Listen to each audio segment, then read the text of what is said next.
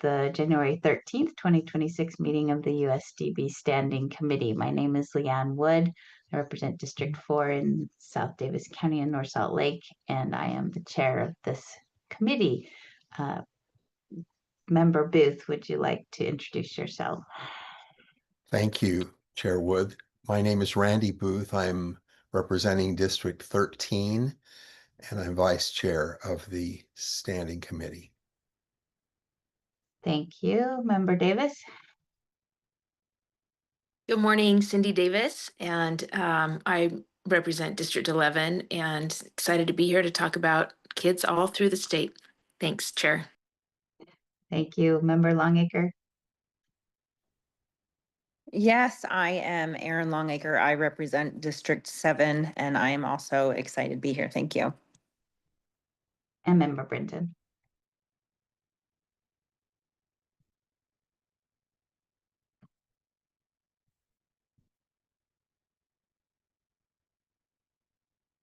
Member Brinton, would you like to introduce yourself?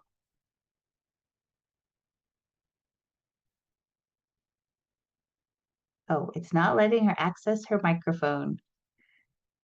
All right.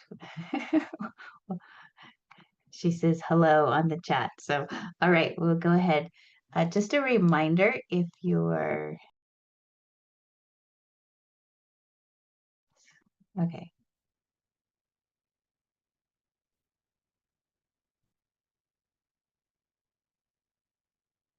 Just a reminder, if you're speaking, please turn off your camera so they both know who is speaking and the interpreters. And hopefully, Joanne, if you want to log out and hopefully log back in, maybe you're... Or remember what? It was actually the flip of what you said. If you're speaking, put your camera up. And then when you're done, take it down. It was the flip. Okay. Yeah. So. Okay. Sorry, I'm trying to get Joanne at the same time. So yes, if you're speaking, keep your camera on, turn it off. And it looks like our interpreters are pinned. So we will go ahead and get started. We have one one public comment. Sarah Erb will go ahead and let her speak. Thank you.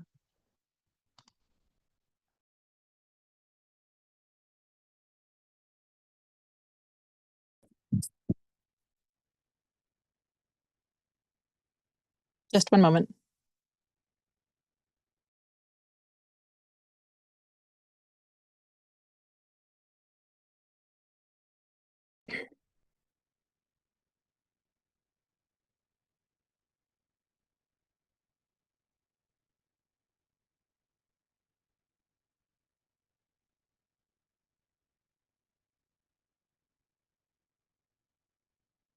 Good morning, board members, and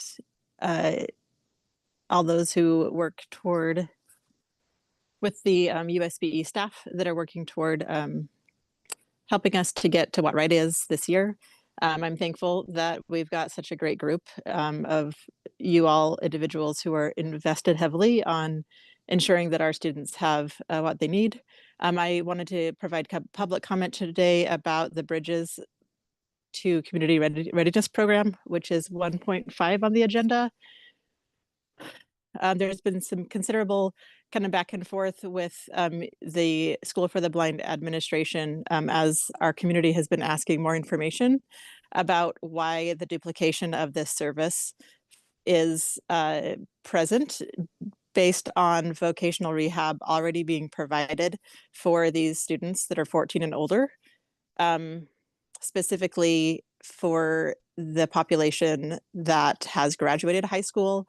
I have concerns because it doesn't make sense that if we are in a deficit, especially, that our public education funding should be covering students who have graduated from high school for adult education when we already have voc rehab that can do that. We'll send over, a couple of us from the community will be sending over some emails to you today to look at several items regarding the Bridges program. Another concern I have is that the principal is not a licensed educator. Thank you so much for your time, and I look forward to listening to the discussion today.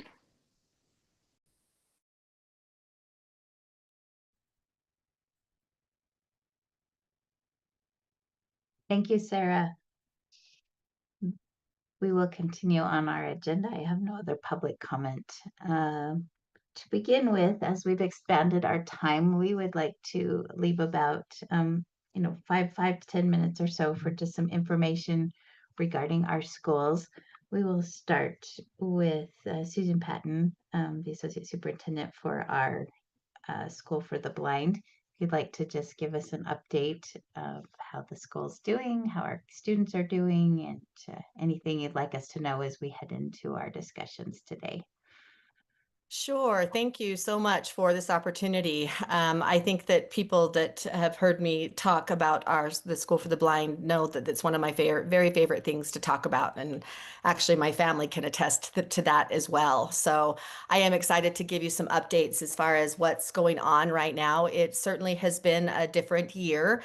As far as what we're focusing on or kind of looking at it, it's just been a little bit different, but we have had a good year. We have students who are progressing, and we have staff who are working extremely hard for the progression of those students. And I, first of all, want to say that, which I know that I say that a lot, as far as the staff that works with USBE and out in our outreach programs and on our campus programs and with our enrichment activities. With all of our staff, just are amazing, and I just am so appreciative, and I feel so privileged to be amongst them. Sometimes I think, I don't deserve to be amongst these people who have such good intentions and have sacrificed so much of their time and their energies, both emotionally and physically, for students and their families. So I want to express that. It's really a great privilege for me. I wanted to, I thought about what I was going to be talking about as far as just briefly giving you an overview. And I wanted to talk about our divisions and also talk about USB as a whole and what our number one priority is at this moment in time. So I will do that first.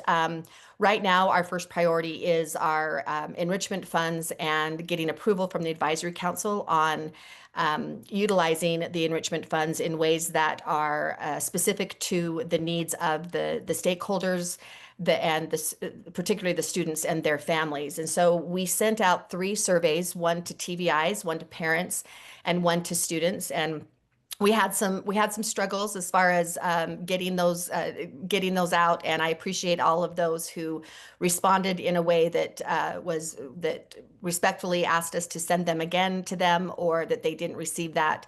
We of course are always wanting to make sure that we're sending those to everybody that has a voice.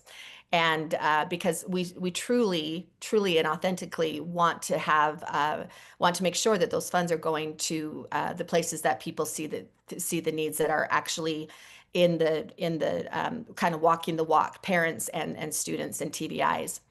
So I'm going to read just a brief overview or summary of those what came about from those surveys. I'm only going to do this for the standing committee in a very brief way, because we'll be going in more depth with these surveys. The advisory council meeting on the 22nd, I think it's the 22nd.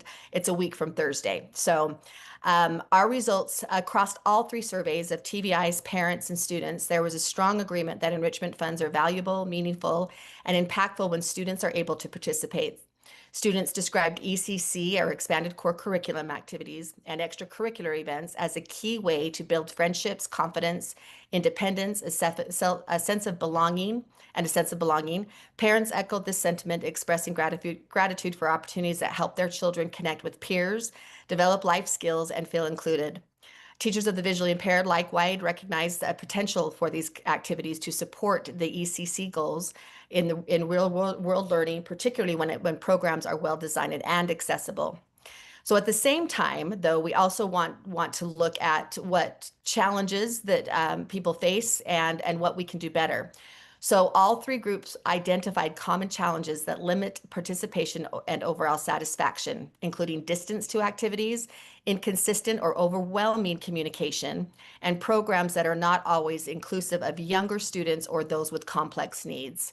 Teachers of the visually impaired and parents emphasize the importance of local, district-supported opportunities and clearer communication, while students highlighted the need to feel socially comfortable, know what to expect, and have accessibility built in without having to ask.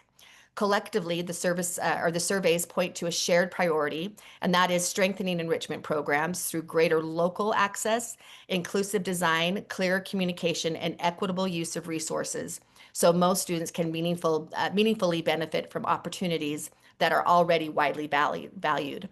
So based on the survey results, just as a point of information, based on those results, we are going to be requesting approval for additional line items for enrichment funds that address the specific needs. One of those are a TVI, Teach of the Visually Impaired support in the amount of $75,000 that TVIs can apply to the advisory board, the advisory committee to for localized field trips or localized activities.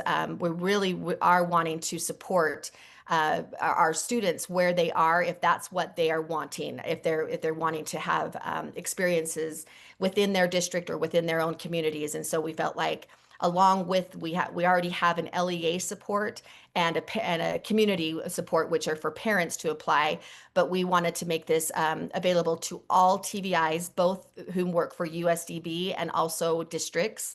And then we're also going to be asking for approval for our campus teachers to be able to apply for money as well in the amount of $35,000. So we're hoping that the advisory council will approve those line items. And again, that will be a discussion for the advisory council in 2 weeks, or I guess it's not 2 weeks. The 22nd is just right around the corner.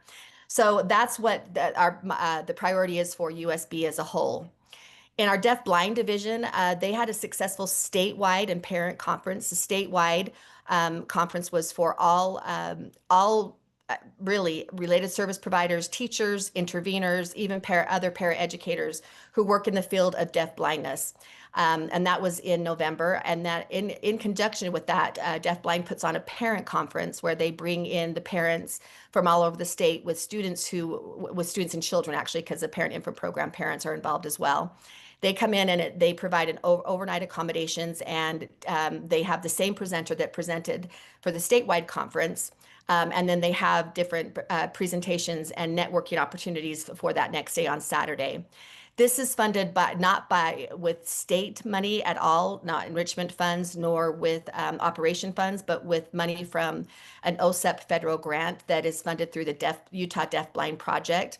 It's a really great opportunity for parents to network, and we get some great feedback from parents who are able to net with one another and provide support and input for one another. The other thing is that Deaf-Blind has what's called a Deaf-Blind Institute, and that is geared around the same training that the deaf-blind interveners get. The interveners get a more intense training, but this is a couple of days of, it's actually sporadic. It's online, so it's like an hour here, an hour there, a week for a few weeks.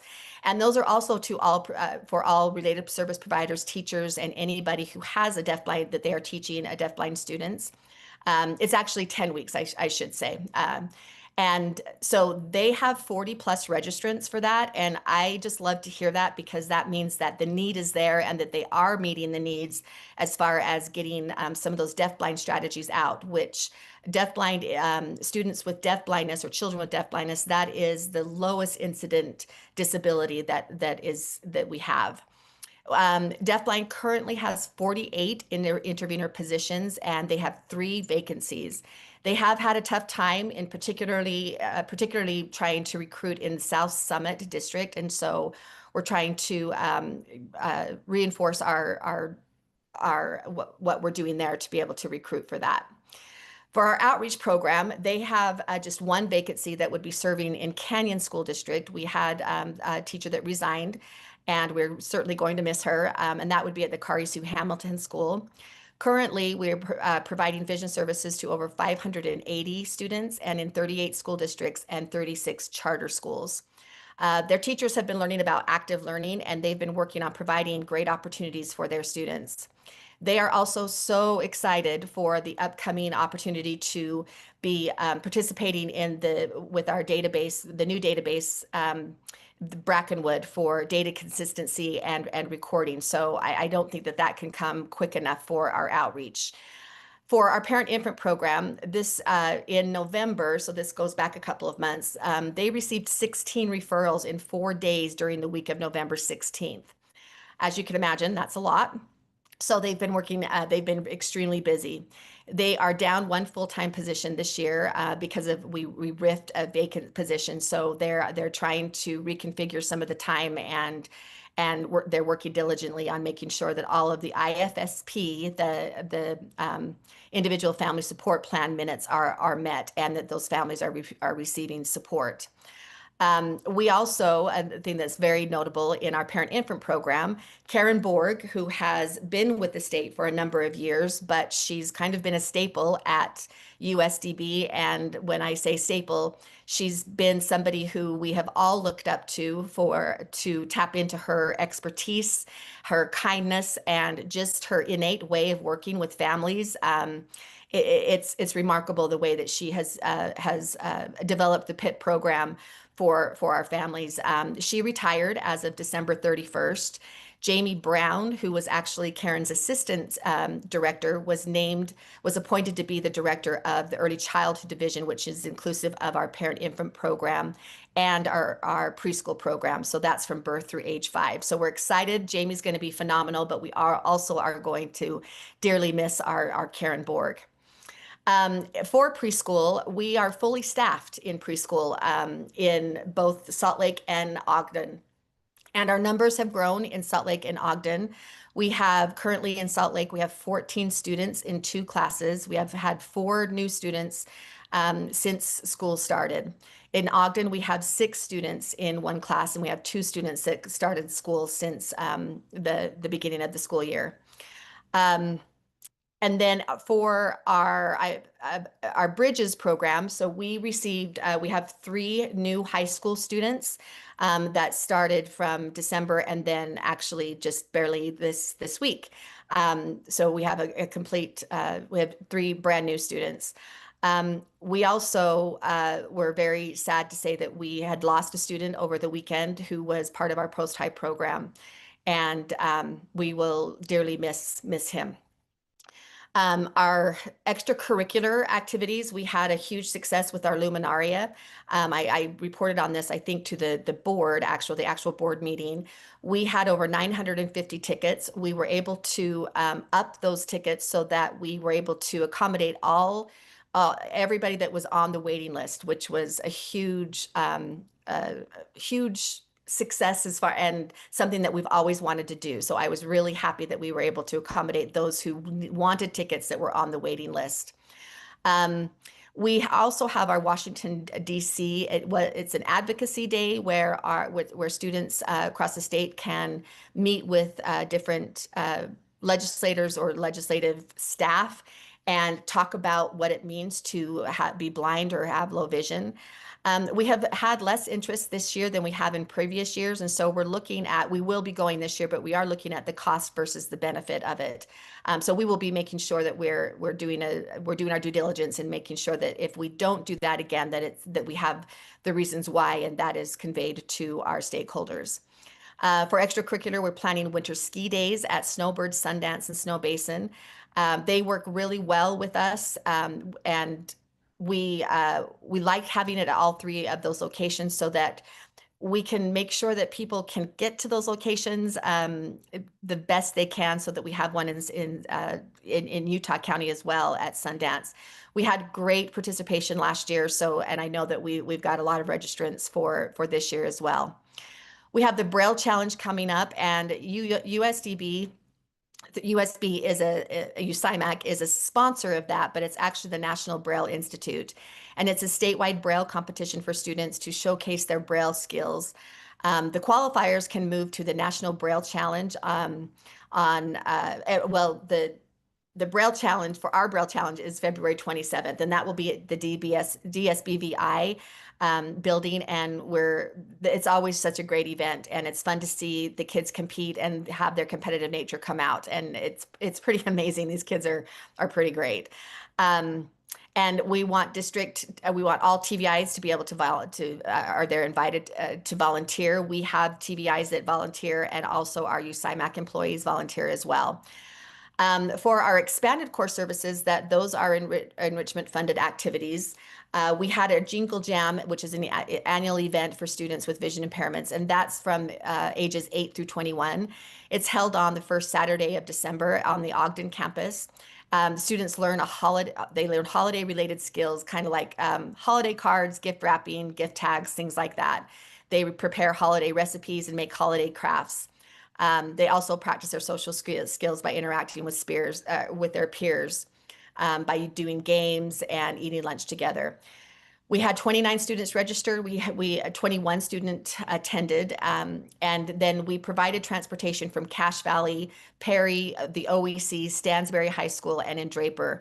We are always looking at how do we best transport or get kids there, because we do understand that it is a hard thing for parents to get kids. It's not like going and taking a child or taking your student. Like my kids participated in extracurricular activity. It wasn't difficult for me to get them to Lehigh High when I live in Lehigh, but we do understand that transportation is an issue. So we are always trying to refine that and to best serve those families.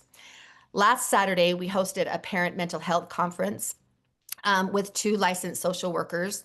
And one of our social workers that was there has his own, has blind or low vision himself, and he has his own therapy practice. And then we have the next Teen Escape at this for Student Mental Health Conference, and that's scheduled for January 24th. And we have 4 students that are currently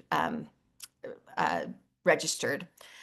I wanted to just mention briefly about our assistive technology team. And remember, the assistive technology team is a team that does serve students statewide. This is not only for students who are on our USDB campuses, nor is it just for students who are receiving USDB services or vision services from a TVI that works for USDB, but it's for statewide students. And the ALMC, which is the Accessible Learning Material Center, has completed over 1,500 orders this year and completed 22 of the 36 consultations.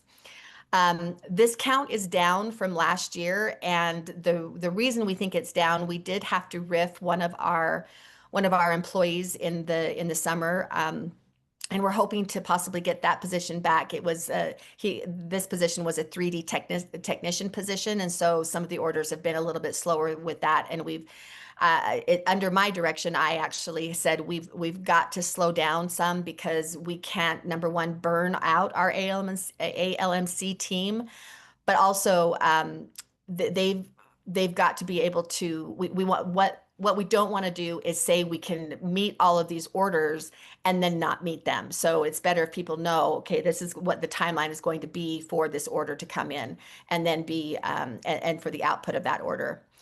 Our high tech, for our assistive technology team, during the fall semester, the tech provided approximately 220 hours of professional development, TVIs and others statewide. They did this through professional development courses and coaching sessions. The high tech team has also completed 14 consultations this fall, and registration is currently open for the next semester of professional development.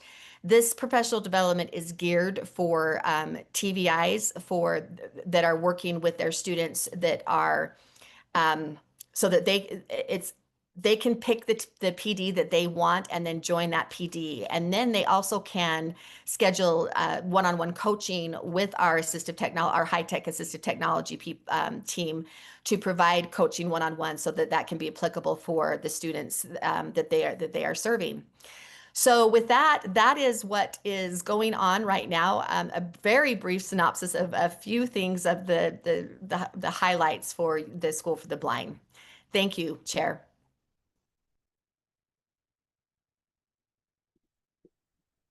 Thank you, Superintendent Patton. I appreciate your time and appreciate all the work that is going on. That's a lot. So thank you. We will turn the time over to Superintendent Tanner. Good morning.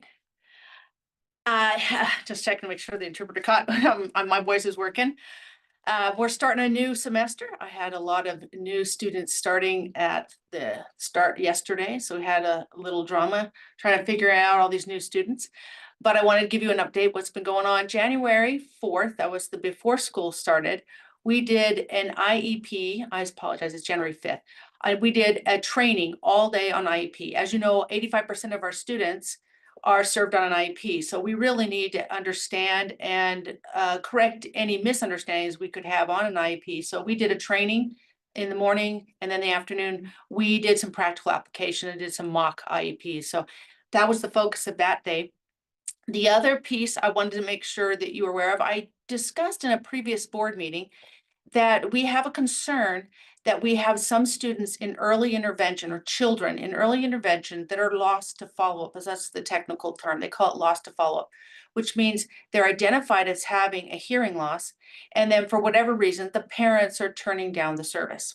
So in order to address that concern, our director of PIP, Stephanie Morgan, she met with other early intervention providers and kind of posed the question, talked to them and said, what's going on? They discovered that there was some lack of understanding amongst the EI providers, the early intervention providers, that they didn't know. So they're going to provide a training for those early intervention providers. They're going to create a Google folder that has a shared information about the contacts, because there are several early intervention providers across the entire state. And obviously they could change who's their leader. And so they want to keep that.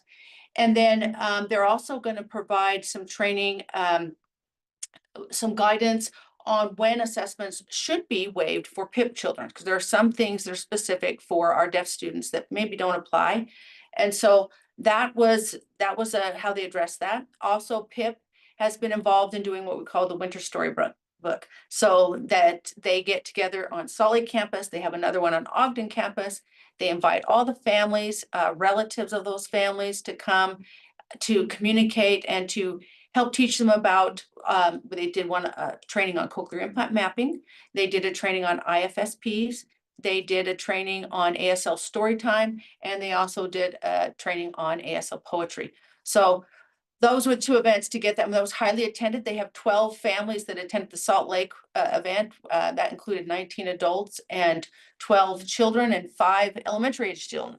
So it was good. It was a great opportunity.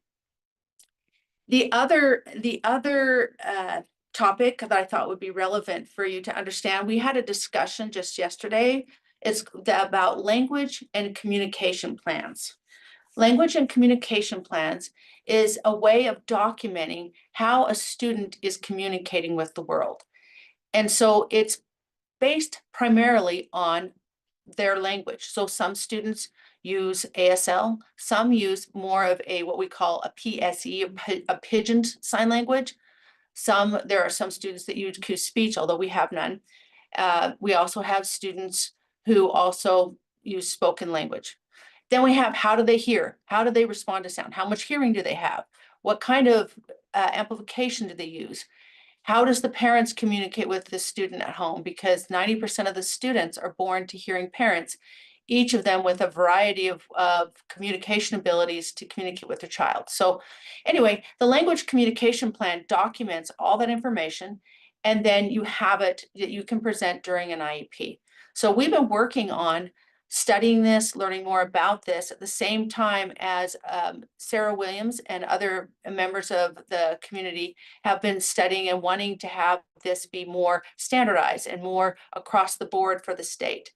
So we're having meetings about how that would look. It could impact discussions here at the Board of Education if we decided that was something the board wanted to require across the state. There was some advocacy to do that at the state level, although we felt that maybe that was more appropriate at the board level. And it's also important to note that as USDB is the primary provider for outreach services for deaf and hard of hearing, there are 3 districts that provide their own, that we could also just do that at the schools for the deaf and make that something a standard practice at the school for the deaf, although that would leave out some of those districts. I just want to have an awareness level for you, since that could be a topic that comes up here at the board level, and certainly something this committee would be looking at. The other thing that we're heavily working on this with Superintendent Patton and Superintendent Nielsen, we are working on creating the calendars for next year. As you recall, last year, at the last minute, we added more teacher days. There's a limit to the number of teacher days you can add. It's a complicated process because we want to align with the local school calendars, the district calendars with us. And at the same time, there needs to be some uniformity between the calendars. So like, for example, we could do a professional learning day on January 5th. Or although we recognize that the Christmas or the winter breaks and the spring breaks could be different from campus to campus. The other complication is these other calendars have a different number of days. I'll just use Granite as an example. They have a 189-day contract with their teachers. So they contract their teachers for 189 days. USDB contracts with our teachers for 183. So there are going to be more days. There's going to be 6 more days on the Granite District calendar that are teacher work days, usually they're teacher work days, that we don't account for, we would not attend. And so even though they're on their calendar, whereas there's other calendars where there's not the same amount, they have less school days, and so we have to add some back. So that is a process that takes some time. It's our goal to get that done and in process so that we can get that to you to look at and approve in accordance with board rule. Through later in the agenda, we're going to talk about emergency safety intervention policy. It's a required policy that you need to have. Emergency safety interventions is talking about restraints and seclusions. There are also reporting requirements a part of that. So we define it, we make sure everybody's trained on it, we make sure that everybody knows what it means, why we want to avoid it as much as possible. But then we also need to report to the state when we've had to use it. And I thought it would be appropriate to let you know we just finished that reporting, and this year, we've had 3. So just as a way of keeping the board informed. We are also working on the USDB Technical Assistance Manual.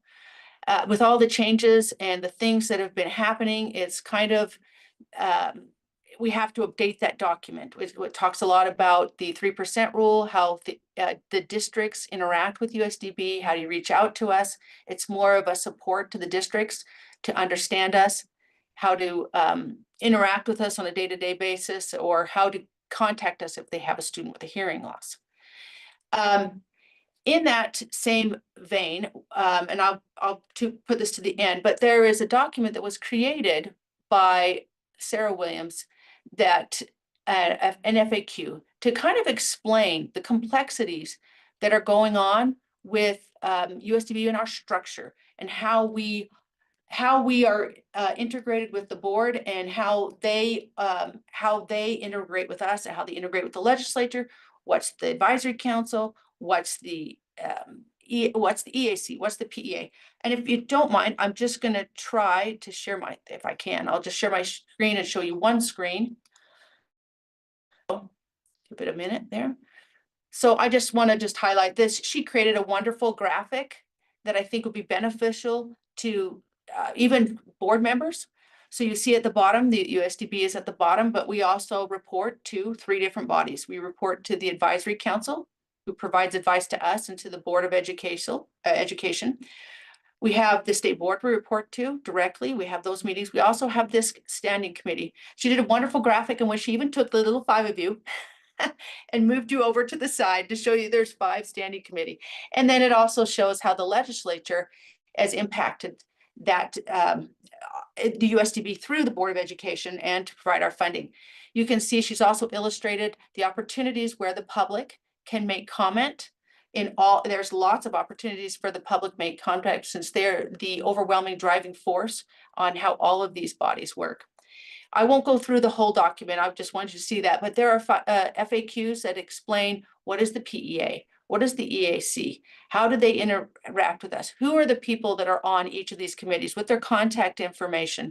It also tells you the timeline of things that have happened recently towards USDB. I thought it was a very beneficial document. I included it in my USDB newsletter.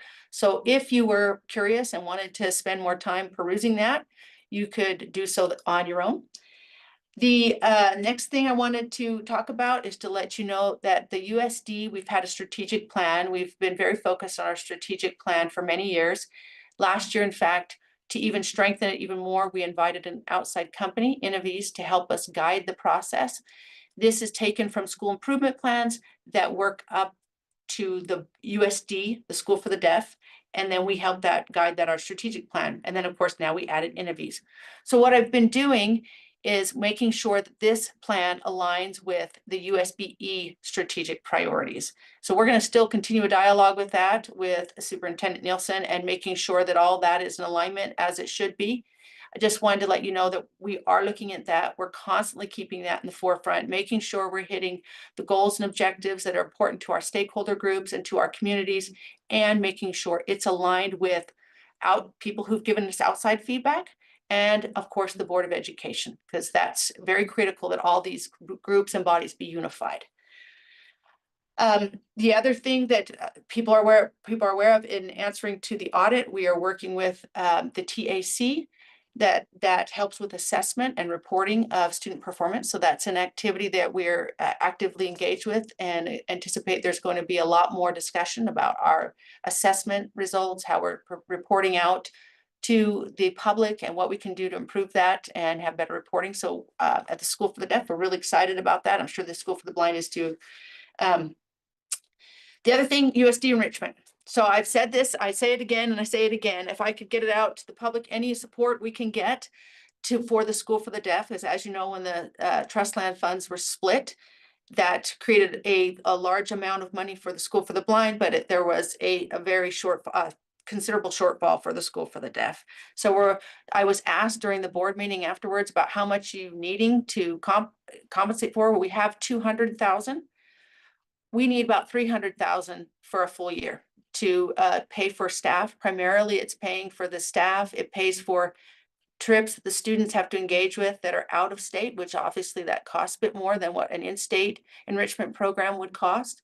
So that's flights, it's paying for registration fees, but we want our students to be involved in these.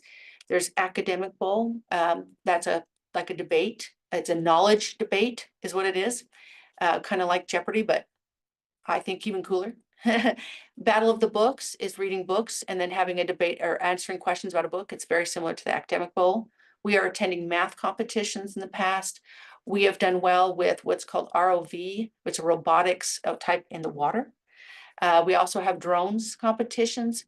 We have other competitions with the robotics just on land. And so there's a lot of things that support the students. I love the students. I am here in my role to advocate for the needs of the students. So if I seem like a broken record and I keep asking for it, it's because I get to see the impact the funds make for the students. I know the benefit they have. I know the language that is necessary for them to be successful in life. And those experiences, the development of language, happens as we provide them with opportunity to experience things that they don't normally get an opportunity to experience. So any support we can get, I really appreciate that.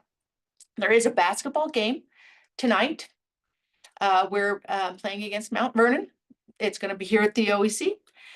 We have another basketball game tomorrow.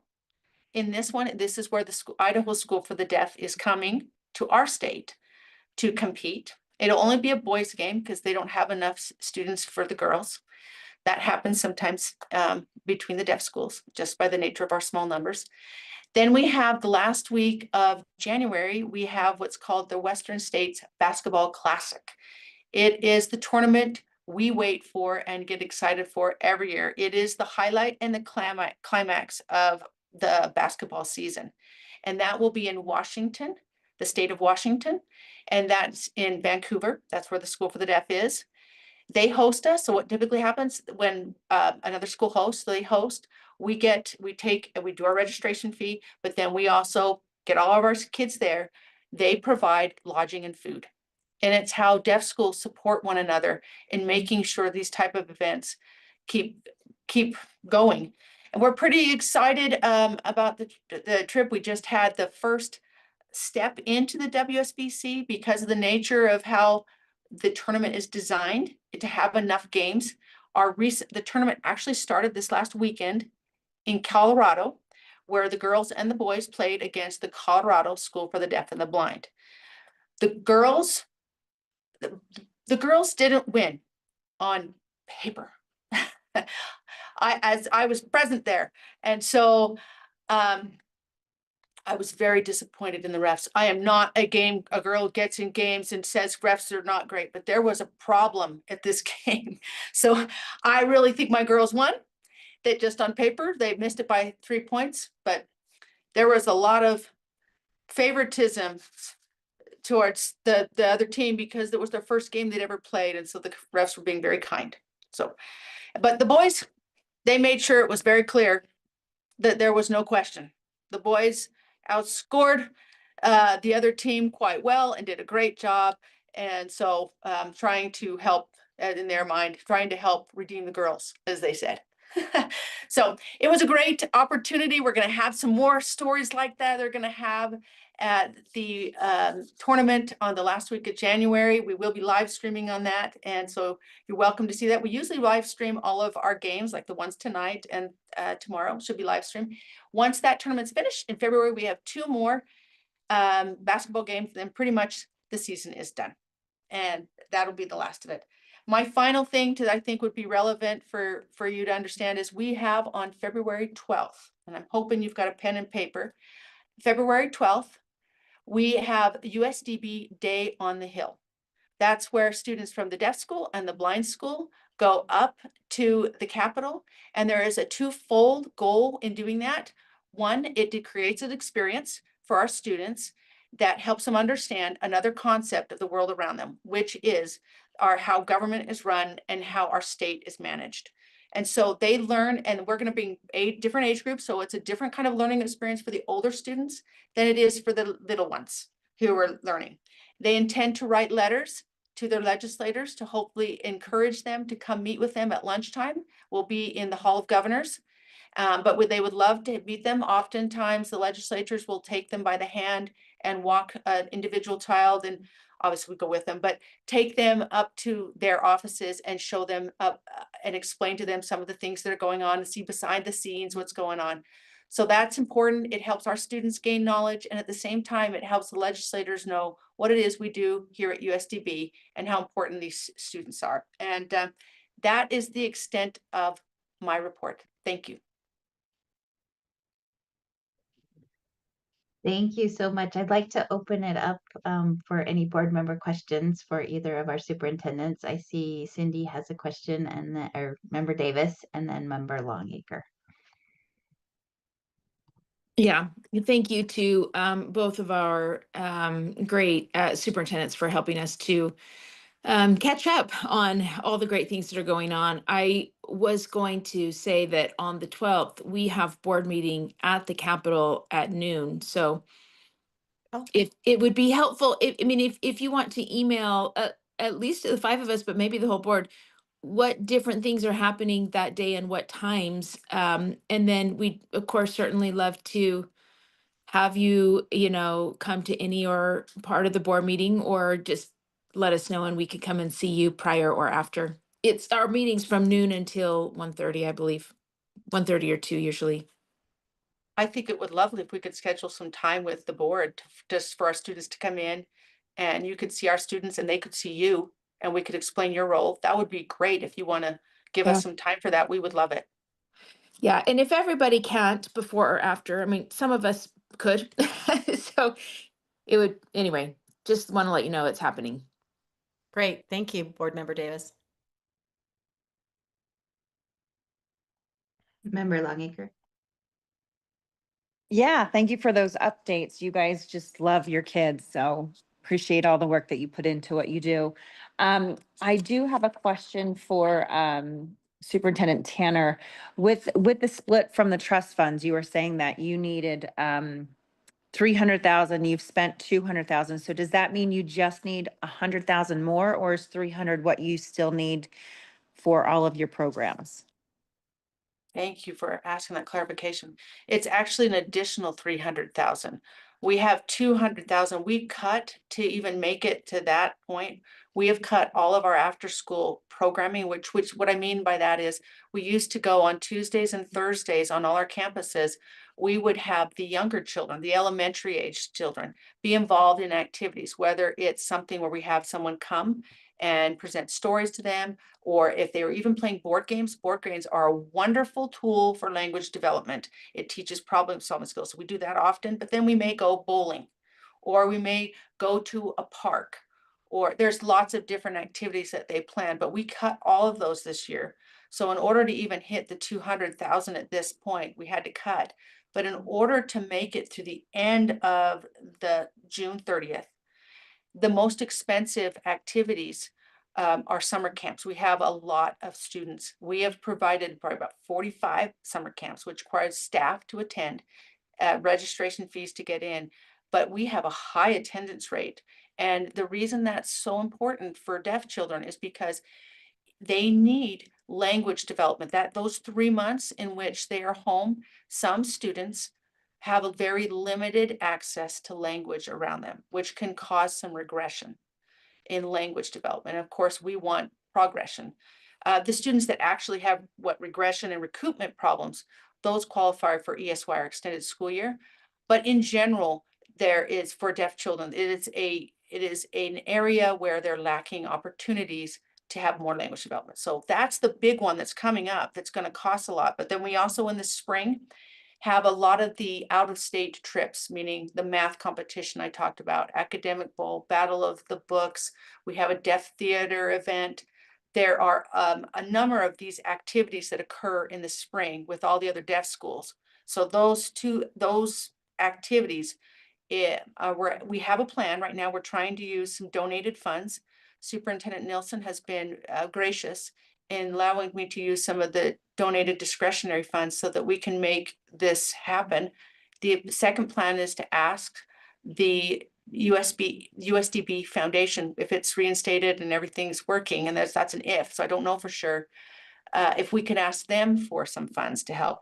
Additionally, as I said at the board, I am applying for any grant I can find and asking the community members for donations. And we've received some small donations.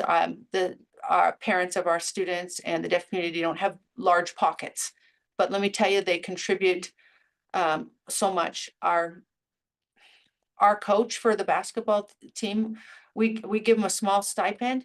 He doesn't even live in the state. He's been paying for a hotel to take care of every night so that he can participate in basketball. It just demonstrates the commitment level. I should also mention at Colorado School for the Deaf, we just went to the Colorado School for the Deaf basketball tournament. We had parents that brought their whole families, drove there for the one game that their child was in, and drove home. There were 4 families that did that. So the commitment level is high. Their energy level is high. It's a wonderful group to be a part of, that people are that committed. So thank you for the question. We need about 300,000 more in addition to what we have.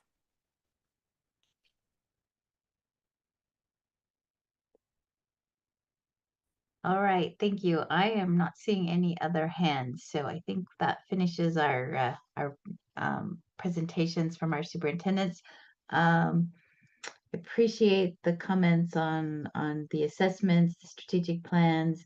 I love the graphic. I think I hope the other board members took a close look at that. All the areas where public comment is involved. It pointed out who appoints and who advises and who makes the decisions. I think we can all learn a thing or two from it. So I appreciate the work from the Disability Center. We will now move ahead to item 1.3. Superintendent Nilsson has an advisory council update for us. Yeah, good morning, board members. I'll take just a few minutes. The advisory council did not meet in December. That's typical for them. They meet 10 times per year, and usually December and July are the 2 months that they won't meet. We are scheduled, as Superintendent Patton indicated, that group's scheduled to meet January 22nd, so just around the corner. You'll be receiving an agenda for that meeting likely by the end of this week. We want to express appreciation for the new member, deaf, hard of hearing member that applied and that was appointed by the board to fill that vacant slot. Brooke Crossinger, will welcome her at that meeting. And then we've already begun recruitment for the new positions, the 2 new positions for individuals who have children in the outreach program. I want to pause just for a second to highlight how this process, sometimes we can get to the spot and we forget the journey that we've been on. Policy 4002, which establishes the advisory council, that rule was brought to the board, I believe, in November. And there was public comment about that policy. The board in committee made a decision to refer that back to the advisory council. The public comment centered on the role of getting more voices and more opportunities for parents to be engaged with the advisory council. Through that process, then, 2 additional seats were created specific for voting members. And then on January 7th, just last week, when this policy was passed, it also included up to 8 subcommittee members that are non-voting that will help with the school land trust plan. And so the advisory council, I expect next week, will talk about the recruitment process for those positions and some of the operational aspects of that. We also expect, as Superintendent Patton talked about, that the next time when this advisory council meets on Thursday, they will finalize a renewed or recommended new budget for the schools for the blind related to the enrichment funds, which more than halfway through the year. So there's been some complications that have got us to this point. But when the advisory council finalizes the recommendations, I'll recommend that those be taken directly to the full board rather than through committee. Strictly because of the timing of the fiscal year and an interest in trying to get those funds available for use for our students. Superintendent Patton mentioned, and I'm just going to take just a personal privilege here. She mentioned the loss of one of our students. This individual's been in the news. He's well known to the broader community at Shaw Ray. I haven't had a public comment on his passing. He's the student that was attended and graduated from Granger High School, but was involved in a violent shooting in December of 2024. And the result of that shooting left him blind. He's an exemplary human being, and we were grateful for the opportunity that we had to serve him in our Bridges program, which there'll be a policy this committee will be discussing a little bit later today. And we just want to express our condolences. I'm doing that on behalf of all the employees for the Schools for the Deaf and Blind, to his family. He will certainly be missed. And that concludes my comments.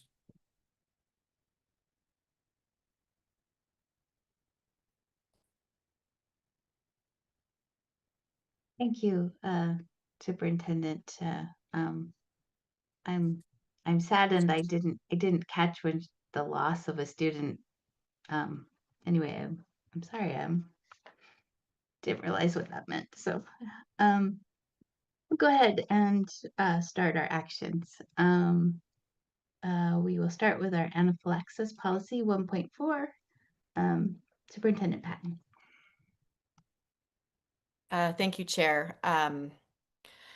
Yeah, kind of catches us all off guard a little bit, which that certainly did catch us off guard. And I'm sorry that I apologize for not going more in depth with it. I wanted to make sure that I was not saying anything in a public meeting that I shouldn't be talking about in regards to Shaw Ray, but he certainly will be missed. And it's a hard day yesterday and today for our students and staff. So let's talk about something that's a little bit not as emotional, like policy.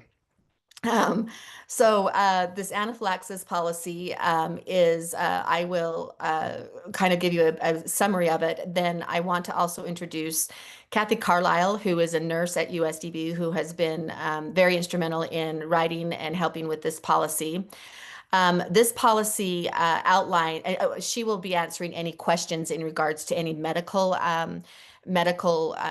anything you have questions that have to do with the medical aspect of the policy. The policy outlines procedures for USDB to maintain and administer stock or unassigned epinephrine to any individual suspected of it or experiencing a life-threatening anaphylactic reaction on school premises. While each school is required to keep at least 2 doses on hand for emergency use by nurses or trained staff, this stock medication is intended for, it's only intended for unforeseen emergencies. This does not replace the requirement for parents of students with known allergies to provide individualized medical orders and personal medications annually. The policy provides civil liability protection for authorized employees under Utah law, but is strictly limited to on-campus activities. It excludes all off-campus activities, field trips, transportation, or extended travel. So with that, board member or chair, I will turn that back to you for discussion.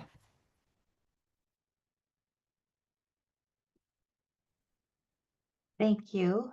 I did have one question regarding 2.2.2, transportation to and from school. Um, I guess you did clarify some regarding that if it's a known allergy, parents will be in managing that. But what happens if there was some type of allergic reaction in being a I guess when does the school take ownership of a child as they're transferring? And I was, I don't know, I guess I was imagining worst case scenario, a bee flies in and stings someone and we have a known bee allergy. I mean, there's the extreme, right? But how would that function with this?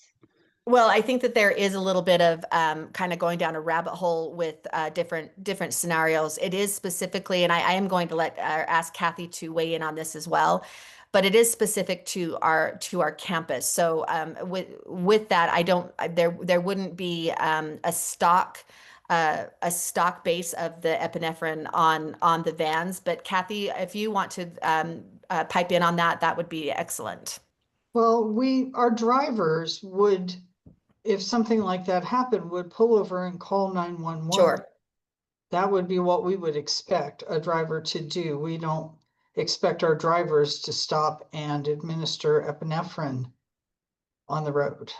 So just like any other bus driver isn't going to stop and do that. They're going to stop and call 911. So. Okay, that makes sense. Thank you. Okay. Member Longacre. Yeah, sorry about that.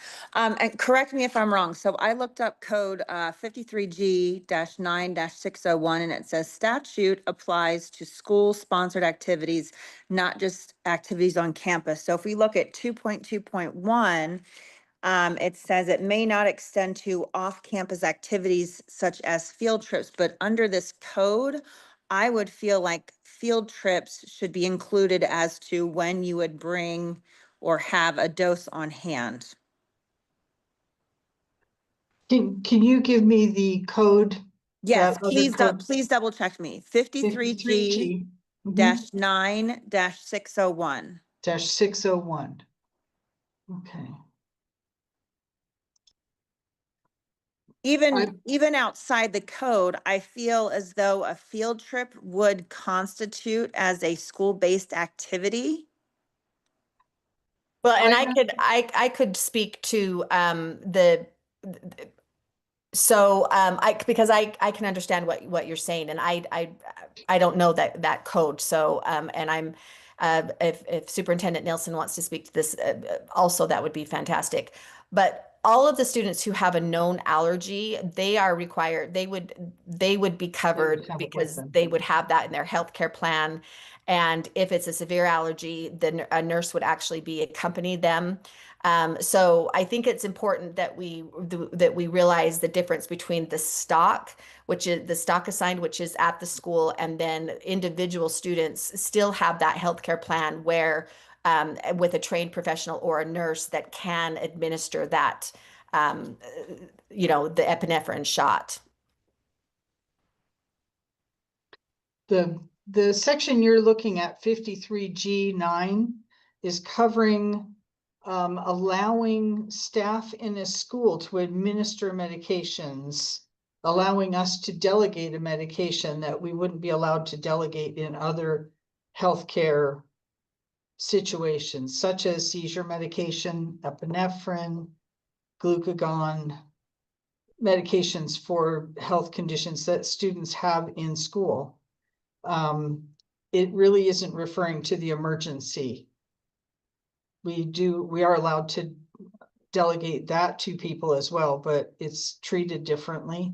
If we have a student who has an allergy that needs an EpiPen, that goes on their field trips with them. Does that make sense? Does that clarify for you, Member Longacre? Yes, thank you. All right, do we have any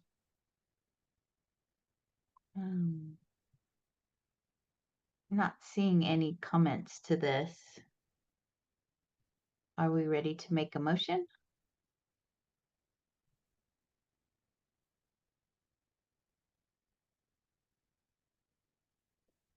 Member Longacre, I see you're on, but you're Sorry. muted.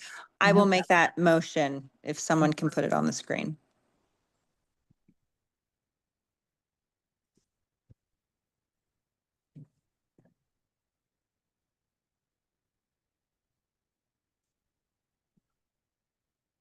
Do we have someone driving the motions document? Amy's driving chair. She's working on it. Perfect, thank you.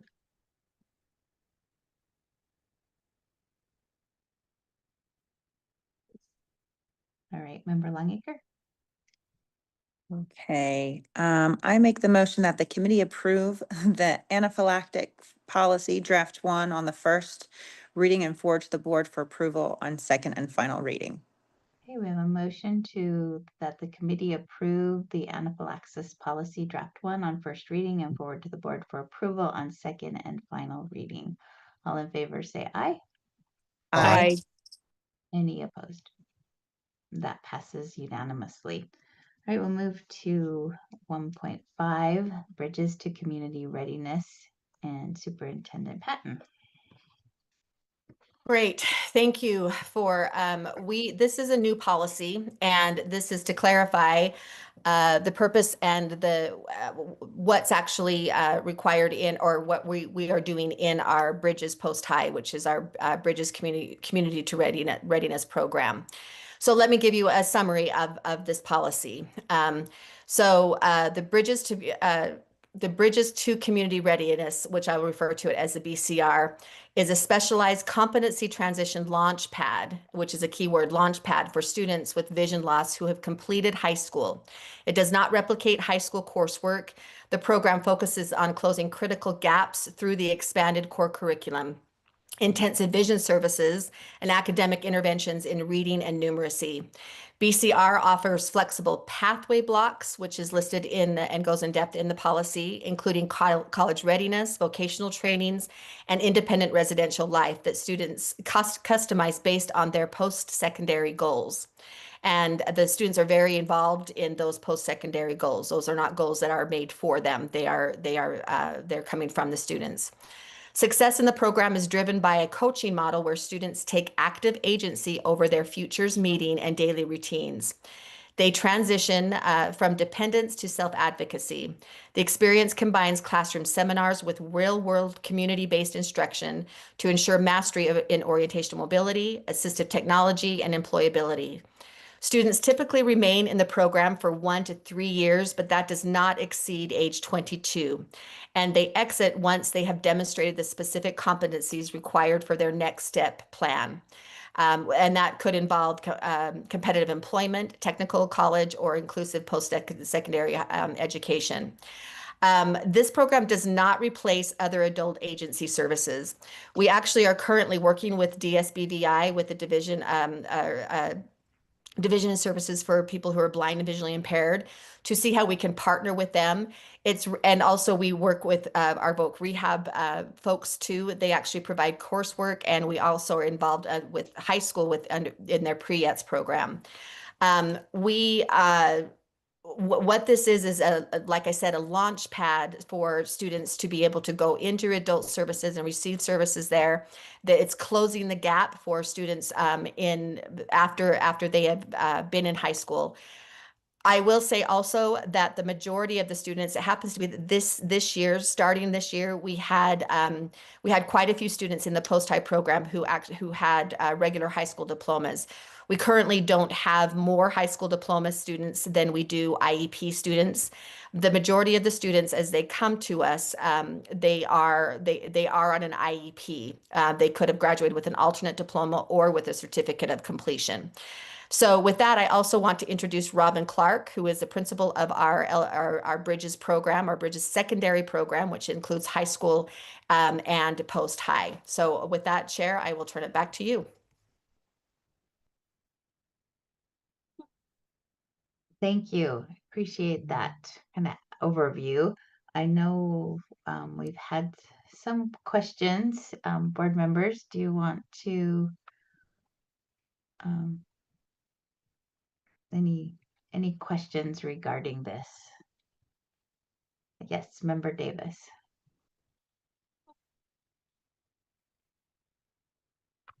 Thank you. I'm wondering if you could help us understand how the funding works with students that don't have an IEP. I know if we have students with an IEP and the team feels that they need, for example, in our districts and such, that they can receive education up till 22 with funding. How is this working with students that are not on an IEP? Are we funding with state funding, or just help us understand that? Thank you. Sure.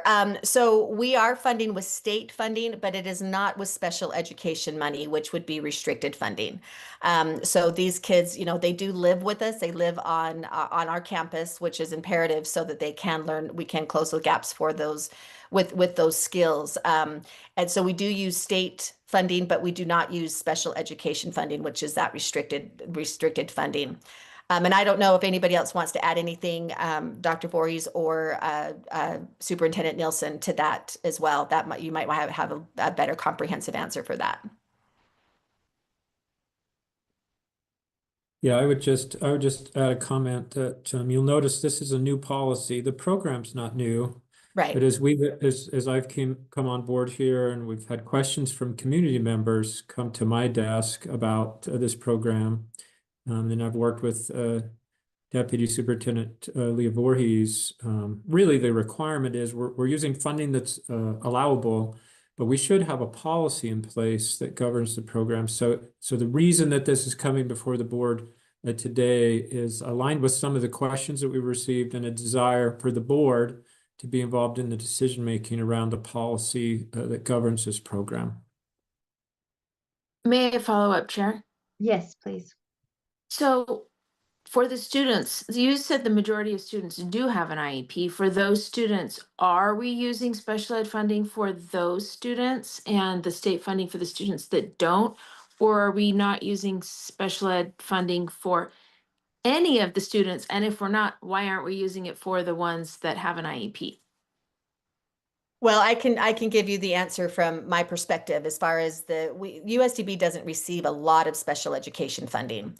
And so the majority of that, we're not using that funding for such as teacher salaries in our Bridges program. There are some teacher salary that could be used for our educator salaries with special education funding. However, that's not used in our Bridges program. But in comparison to other districts, we don't receive a lot of special education funding. And once again, please, Superintendent Nielsen or Dr. Voorhees, chime in if that answer is not adequate. Well, last follow-up. Yes. Is that because we have a lot of students on a 504 plan versus an IEP? I mean, I know we're state funded, and because this is something that's different, but we do get, like, for example, we do bill through the district to get Medicaid. Oh, maybe that's why, because we're not going through a district for this program. It's completely, but we still bill for Medicaid even through USDB for some things, don't we? Yes, yes, we do. And is Assistant Superintendent oh, look, I think Dr. Voorhees has something to comment. Yes, Superintendent Voorhees. Thank you, Chair. Leah Voorhees, Deputy Superintendent, USBE. So very little, like Superintendent Patton said, of USDB's funding is special ed funding. The piece is federal IDEA funding, and it's based on child count. So there are very few students at USDB, so there is very little federal funding. The majority, the lion's share, almost all of the funding comes to USDB through a line item from the legislature. And so it doesn't have, like Superintendent Patton was explaining, it doesn't have the restrictions that state special education funding or federal education funding have. So because the federal education funding is so limited, USDB is able to spend it very quickly on almost everything they do. They wouldn't be able to spend it on this, but almost everything they do. And all of the rest of the funding is state line item funding, which doesn't have the same restrictions. Does that respond to your question, Board Member Davis? Yes, and very last follow-up, Chair, if I might. Yes. Thank you. So I'm just trying to wrap my head around. So all of the expenditures that we're having currently are legal, but whether the student has an IEP or doesn't have an IEP. Am I understanding that correctly? And also, we don't have the same provisions for licensure that we have when we're using the special education funds. Is that correct? Is that Board What Member I'm Davis? hearing. Is that directed to me? Well, I was just following up with Dr. Voorhees, but Oh, okay. I'm happy to have you or her or Okay. Superintendent Nielsen or anybody. I'm happy to answer that question, but Dr. Voorhees, if you want to answer first, then I'm happy to add on. Go ahead. So as far as the okay, the first part of your question, will you repeat the first part of your question? I was thinking about the licensing. I was just asking if the legal parameters are different here. If the funding and expenditures we're making for the Bridges program, if all of these are deemed legal via our attorney generals and all of our legal consultants, because it's a line item and not through SPED funding, either through the state or through the federal government. And then also, because of that, does that change the licensing requirement parameters? So yes and no. So yes to the first question. Yes, it is legal, and so we can operate in the way that we have been operating. It's interesting because there's nothing in the law or state code or board rule that specifies that that we can or can't say fund for post-high students. But also with the licensing, we do adhere to the licensing rules, and we are within our Cactus program.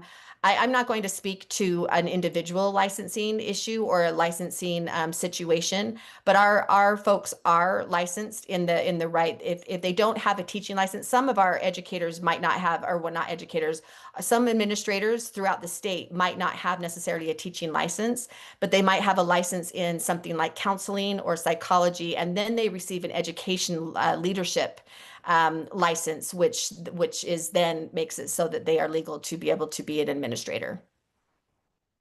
Okay, and actually, none of our charter schools require administrative licenses, and I don't know if this would fall under something like that or not, but also our teachers, anyway, okay, some can have an LEA specific and things like that. So I appreciate the clarification that all the educators working in this program are licensed through the Cactus program. Yes. Thank you. Thank you, Member Davis. I have a follow-up question. What does this provide? You mentioned a handful of other adult education providers for those that are blind. What is unique to this program that our students could not get somewhere else? So I am going to ask Robin Clark to answer that question, if I may, Chair. Yes, that would be great. Okay. Thank you. Hello, I just want to make sure my microphone is working. Yes, we can hear you. Okay, perfect. Thank you so much. So as we've discussed, that Bridges identifies and addresses critical gaps in those disability-specific areas known as the expanded core curriculum. It does cover those higher level things like assistive technology and orientation and mobility, but there are other areas to this disability-specific curriculum that Bridges is able to address that maybe other agencies don't have the bandwidth to cover. Those also include other areas of compensatory skills, recreation and leisure, social interaction, and other skills. Combined with that, another key thing that we see of many of our students that are graduating is that they require academic life readiness skills. Maybe they were at below grade level and they just in reading or math and they can't quite get ahead. And those are critical skills in order for them to be successful in any post-secondary pursuit, whether they want to go on to college, whether they want to go on to adult services or vocational, anywhere they need to go. One of the things that we're able to do to support our other agencies is to fill and address those critical gaps.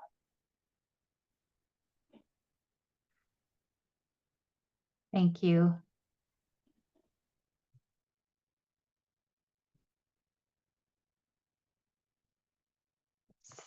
So, Member Davis, your hand is still up. Is that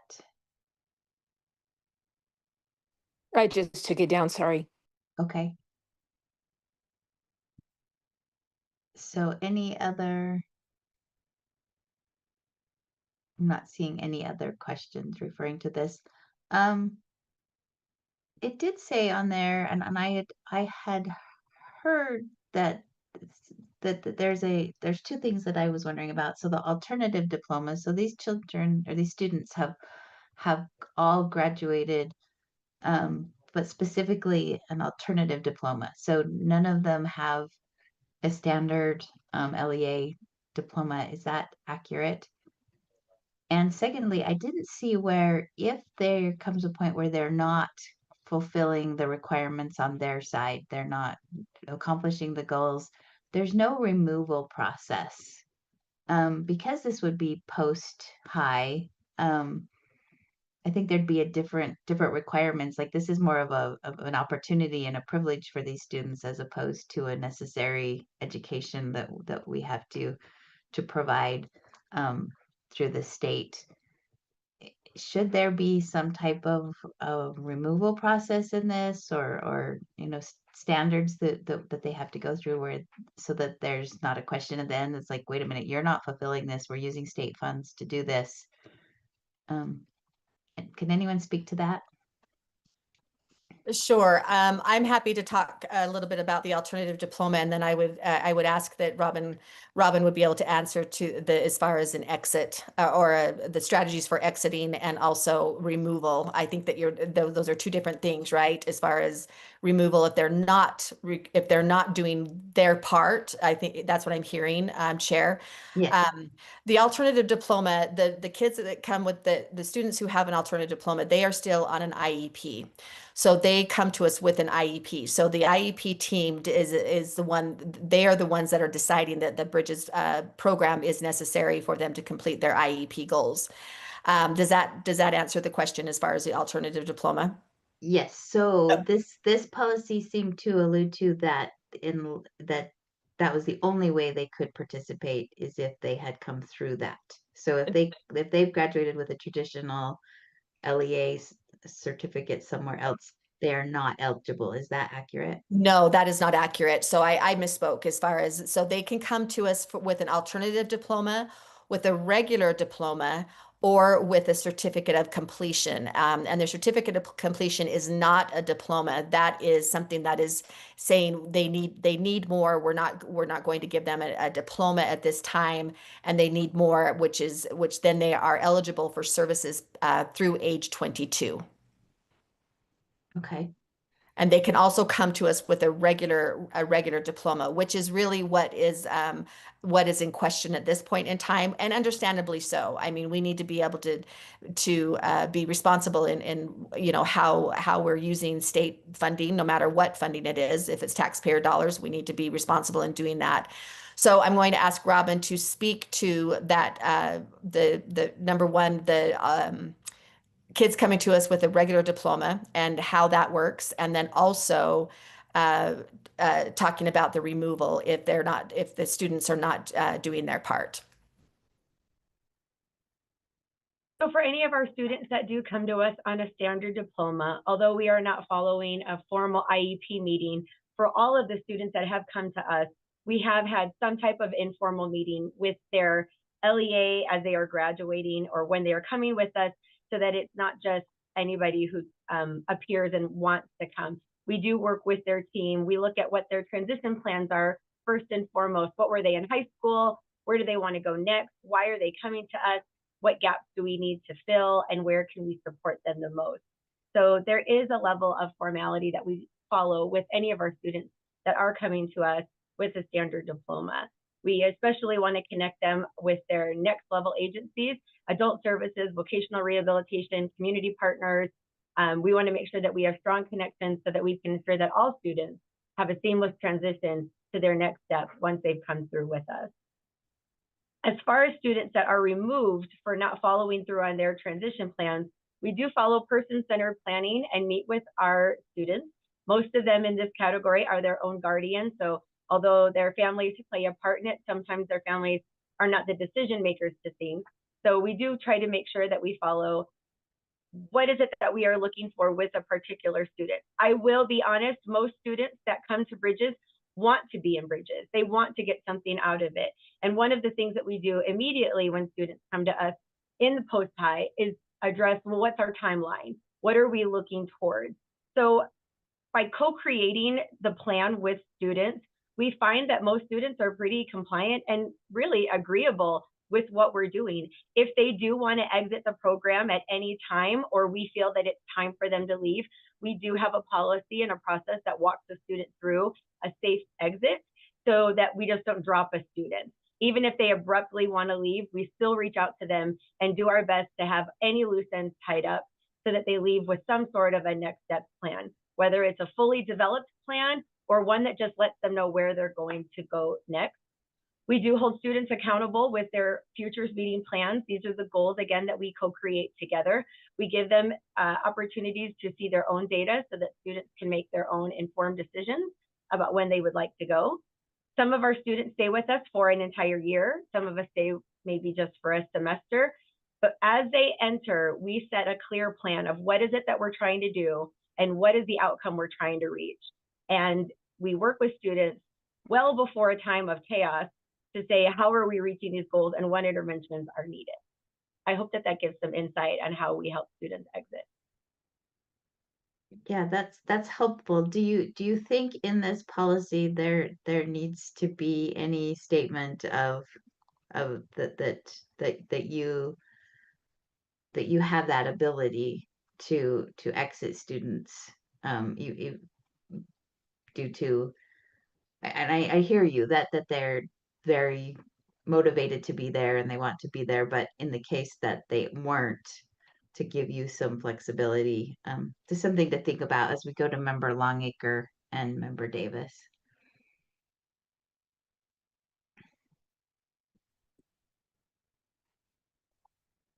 Is it my turn? Sorry, Board Member. Yes. Wood.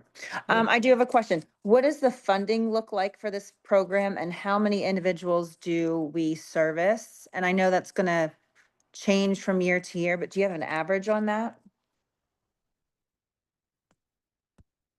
I'm going to ask Robin to answer that question. I will say that we have 12 students in the secondary program right now. Because of the low number, I don't know in a public meeting if I can say how many students we have who have graduated, who are our graduate students with a diploma. So I would ask for some direction on that. Yeah, if our end size is too small, we can't point out specific numbers. But so. I am more than happy I'm more than happy to share that with you as far as numbers in regards to, because we have students who are in high school who have not graduated. We have those students. Then we have students who are on an alternative diploma, who are on an IEP, and then we have students who have graduated with a regular diploma.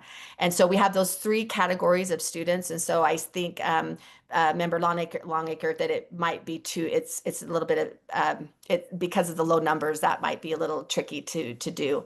But we do have, there were some stakeholders, and also Board Member Wood asked for some numbers in regards to the amount of money. Are you asking for an individual student amount, or are you asking for our bridges budget overall? Could you do both? Yeah, how much are we spending per student? And both numbers would be helpful if you have them. Okay, I'm going to turn that to Robin. Thank you. You want to Hello. speak to that? Yes, go ahead. I'm sorry, could you repeat the question? Is it about a funding per student number? Is that the question? Per student, and then also just in general.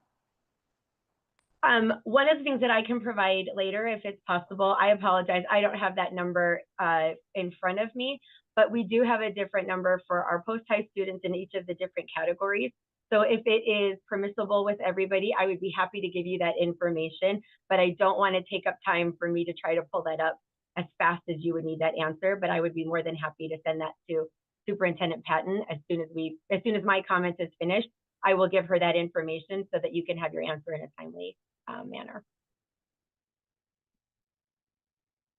Thank you.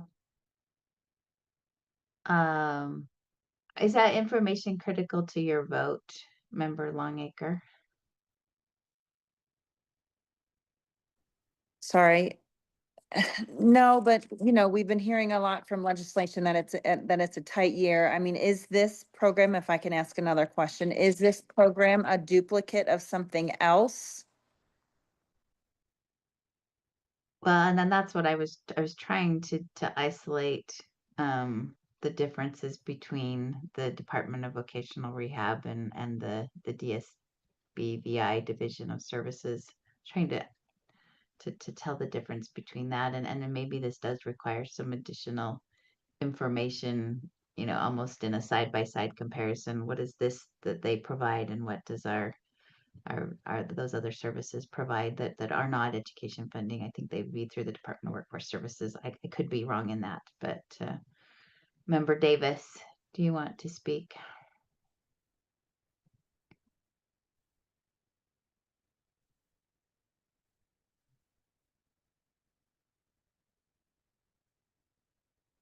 Member Davis? I'm sorry. I would also be interested in just a side-by-side kind of comparison of what they are offering and what we are offering, and how what we do differs from what they can do there. Also, on the total budgets, that should be coming through on our budget reports in our board meetings. So maybe that would be good to make sure we always have that as a line item. Yeah, I would think that has its very own line item also. Chair, if I may, or Yes. I think we could give some more differences. I think what's missing here, though, that we might have to come back to is, I mean, we don't have adult services for DSBVI. I'm sure would be happy to provide us, what they do, and we could do a side-by-side comparison. But I certainly am not going to speak for DSBVI as far as what they do versus what we are doing. We can then say, we can say what we are doing. And again, Robin also can speak to that if you needed some more clarification. Okay. Chair, can I ask a quick follow-up on that? Yeah, go ahead. But we do have Member Booth who hasn't spoken yet. Oh, shoot. Okay, one of the key differences, though, that these students stay on campus with us, right? Correct. Yes. They live with us, and that Yes. does that happen in the other programs? At DSBVI, yes, they do have an apartment there, but I don't know what the time frame is. So again, I don't want to speak for Sure, the understandable administration there. Thank you. Okay, Member Booth, and then we'll return to Member Longacre. Thank you. I know that this program, the Bridges program, has been going for a number of years, that you have been servicing a lot of students, that it has made a significant difference. I know that you're not looking for something else to do with your time just because you don't have anything to do with your time, given what is expected of you and what the needs of our student population are. I am less interested in the comparison of what the other departments are doing and what we're doing. And I'm more interested in what it is that we are doing that we feel strongly motivated to continue doing because of the successes and the opportunities it has provided for students in the past and that we hope will continue to provide for students in the future. I know that you are looking at a student as they come to you, in many cases, as a child, as a toddler, and we're going all the way through postgraduate work and making this transition. I'm just interested in your assessment of the need and value of this specific Bridges program as a part of the whole, um, and and if it is the final jewel in the crown to help that student make the transition into post-secondary uh, education and into life, then you have my full support. And I think the support of all of the board. But I think that in this time when we are focusing in on, are there any extras that are already being done by other programs? Um, I would be interested in hearing you speak to how much better what you are going to do is going to be accomplished because of your history with that student in many cases, and helping them understanding where they are as they reach graduation or as they're ready to move to the next stage if they haven't finished a diploma, and helping them to transition into where they're going to be after they're no longer in your influence and your circle of educational opportunities. So that's kind of a long statement, but I'm eager to be supportive of your total program, and just wanted to have perhaps just a quick response from you on those ideas that I've shared. Thank you. Thank you. Do we have a quick response to that? We have Member Longacre waiting. Yes, I would like Robin to do a brief response for that, if that's okay, Chair. Yep. Thank you. Thank you for the comment. One thing that I want to emphasize is the name Bridges is exactly what we are focusing on. Those successful bridges to that next level. We are grateful that we have an adult service agency that is specific to people with visual impairment. But one of the things that we also need to do is support all of these adult service agencies and maximize their agency impact.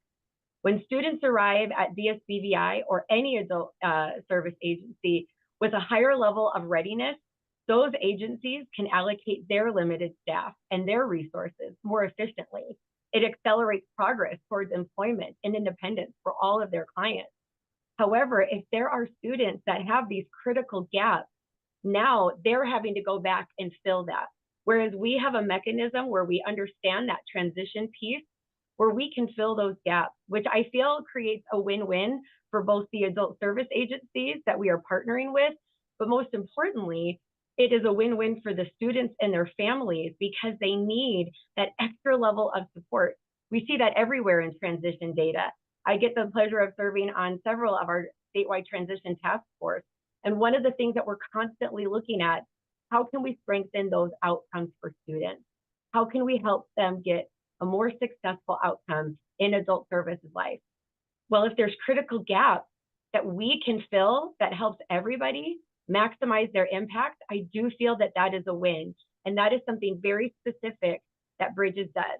Yes, I fully acknowledge that there is some overlap when you look at our BCR program and you look at other adult service agencies. But the depth and the focus of our program truly is what sets us apart. We're not duplicating services. Again, I want to emphasize, we are intentionally filling critical skill gaps, which makes it possible for these other agencies to do their part more efficiently and impactfully for our students. Thank Thank you you. very much. I appreciate that. Thank you. Member Longacre. I will do whatever the will of the board is. And I certainly don't want anyone to have a lapse in resources. For me right now, I would love to talk about this for another month and then come to an agreement. But again, I will do the will of the board. Thank you. Do you have any other comments to that line of thinking? That do other board members, would other board members like some extra time to review this and to maybe look at budget, comparing resources? Just a question. Is there anything that's time sensitive, or can we take a month to do that? Superintendent Nelson, would there be any issues with moving this to next month? No, not from the chair that I sit in. That's not a problem. Like I mentioned earlier, the program is in place. We intend though to make sure the board has full review of this new policy and provides governance and guidance around what kind of activities you'd like us to operationalize. So delaying that a month is not a problem. I would just ask if there's additional information that is requested to help inform your decisions, that we just make that really clear what that is so that our staff can work on that and get that to you in a timely manner. Absolutely. Yeah, I see some critical information then, and some of it with an inability to share in public because of numbers, right? I think there's some good information there that the board could use to make a more wise decision. Member Longacre? Then I would like to make a motion if that's okay. Yes, please. Does it need to come up on the board? You Okay, have it in purple there. Okay, I would like to make a motion to move to postpone the vote until the next USDB standing committee meeting. Okay, there's been a motion to postpone action on the Bridges to Community Readiness Post-High Program Policy until the next USDB Standing Committee. Is there any, just seeing if there are any hands in relation to that, any discussion?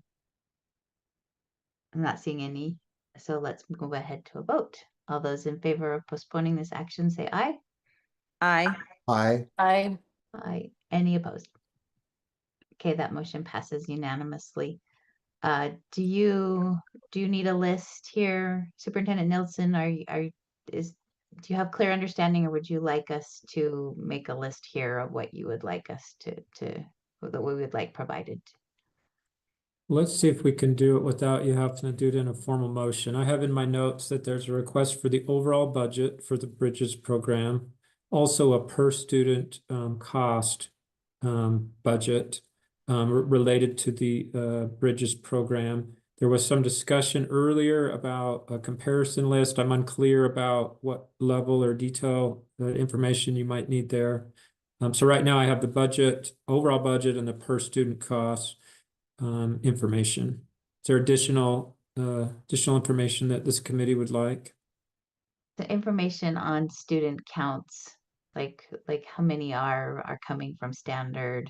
This would be information specific to board members only. It would not be provided in public backup. But Okay, yeah. How many students there are that are coming on standard, alternate, how many are in the high school, and then I think for the and other board members can correct me if I'm wrong, but I believe we would like to see where are those areas of overlap and what is unique to the Bridges program in some of those adult programs that are already out there and where those budgets come from. Okay, Member on this- Davis, do you have an additions to that? Well, I've been thinking a lot about your question earlier about some kind of, what does exit look like? And for our data accuracy, if someone does leave the program, then we need to have a way to document, I support all of the trials and safety nets that we've heard today, and giving students an opportunity for those things. But then at some point, and which point, when do they exit, so that we have accurate data? I'd love to see some draft language about that as well. Okay, so that we would just we'd bring back a draft version 2 with more details about exit requirements. On the student counts, is there interest in having multiple years worth of data on the counts in those enrollment categories, or just the past school year or current school year? I would appreciate seeing where we've been. Would 5 years of Yeah, that's exactly what I data? was thinking. Okay. All right, any other comments to this? I think he's got a good list. I appreciate taking the time to do that. Not seeing any other comments, so let's move ahead to our next item. The next item of action is on the student conduct and discipline policy, and we have both Dr. Tanner and Dr. Nilsson to speak to that. Either one of Chair them. Wood, I wonder on mine, it looks like the emergency safety intervention policy is next, if that's. Oh, yep, I just totally skipped it on my page. I Yeah. apologize. I went to 1.7. Okay, 1.6, emergency safety intervention policy. Go ahead. And we're bringing these together at the same meeting intentionally because they do overlap, and you'll see some areas where we're recommending significant changes from the student conduct. But this policy is a required one, and I'm going to ask that Dr. Tanner speak to this. She's done the yeoman's work on this. Thank you. So this is in response to a required policy that we need to have that we did not have. Emergency safety interventions are the times I referenced before. We have to restrain or seclude a student. That is very regulated, and as you know, has been in discussions with the board. So this policy satisfies that requirement by defining what each means, what all by the way, when we did this policy, just to give you background, we looked at the guidance that was given us from the Board of Education. We involved our staff who are involved in dealing with behaviors, and then we sent it back to board staff. So could you look this over? That's kind of you asked in our recent board meeting kind of some questions of how we address some policies. That's kind of the approach. That is the approach that we have taken with this policy to make sure that we get all the stakeholder input, and we've got professionals looking at this document. So if you have any questions relative to the specific text or something, I'm open to them. This explains and outlines what we have to do, our requirements for reporting, our requirements for when you can and cannot restrain, how long it can be, who has to be, what's the training they have to receive. All those kind of things are listed in here. So if you have any questions, I'm open to discuss those. Okay. Member Longacre. This was very well written. I do have just a couple of comments, and I'll keep it short. So there are times when it is limited when we can do seclusions. It says in 7.5, seclusions may not exceed 30 minutes. Totally agree with that. We don't want to seclude kids longer than they have to be. However, Utah law doesn't state a fixed time. Do we want to limit? Things can get crazy. What if you have to seclude a child for more than 30 minutes? Do we want to limit our ability to do that when Utah law doesn't give an amount of time? And I actually want to double check on that, because everything that we did in here was in alignment with what was required, whether it was at board policy or at state code. So if it didn't state in state code, I wonder if it's in board rule. I don't know. I think board rule does limit. Yeah, I think it's in board rule that we found it. So everything is here was in alignment with those restrictions and requirements. We haven't luckily had to, you know, seclude a student that long. As I said, we've had 3. None of those were seclusions. All of those were restraints. Can I have a But follow-up comment? I do believe that was in board rule. This Can I one, have a yes, go ahead. Okay, and 10.1, it says parents need to be notified within 15 minutes. Is that in board policy too? Do we want to limit ourselves to 15 minutes or just say parents need to be notified as soon as possible? That is definitely in board rule. We did address that, and that one was well discussed. Our staff has been trained on that. We've gotten trainings from the board staff on that, so it has to be within 15 minutes so that parents are aware of what's happened. Okay, Member Davis. I was just going to say some of these provisions. Yeah, I appreciate Member Longacre's questions because a lot of them have been asked through the years, trying to get to what right looks like in this space. And a lot of stakeholders have weighed in, for example, parents, advocates from the Utah Disability Law Center, practitioners. And so, you know, that's not saying that this may not ever change in some future point, but it has certainly been a thoughtful conversation over the last several years, and has changed as, you know, we grow and evolve. Is there also further legislation coming out on this one? I don't know that we have. Maybe Member Longacre, isn't there something moving with law and licensing that you are working with one of the legislators? Or am I thinking a different? Maybe Superintendent Voorhees, maybe you can help me out with this. Thank you, Chair. Leah Voorhees, Deputy Superintendent, USBE.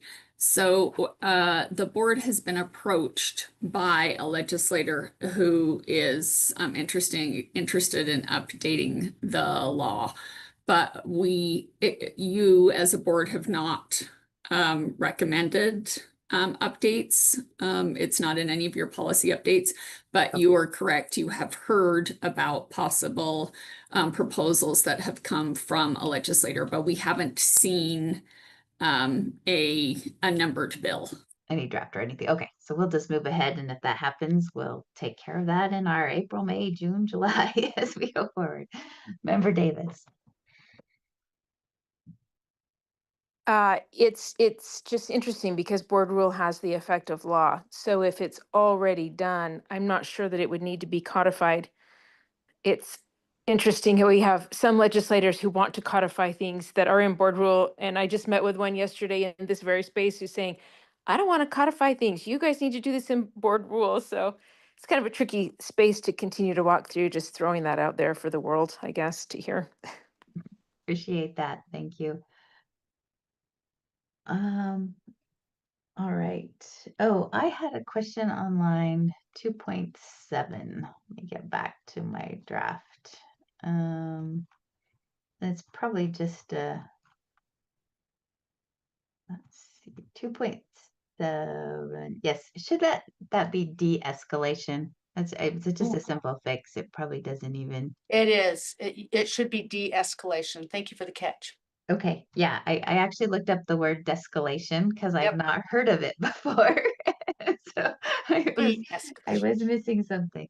All right, and then on to, let's see, 212, I was wondering, oh yes, and tell me if there's a need for this. On written or documented agreement from a parent guardian acknowledging that they have been informed of, understood, and approved the intervention or supports.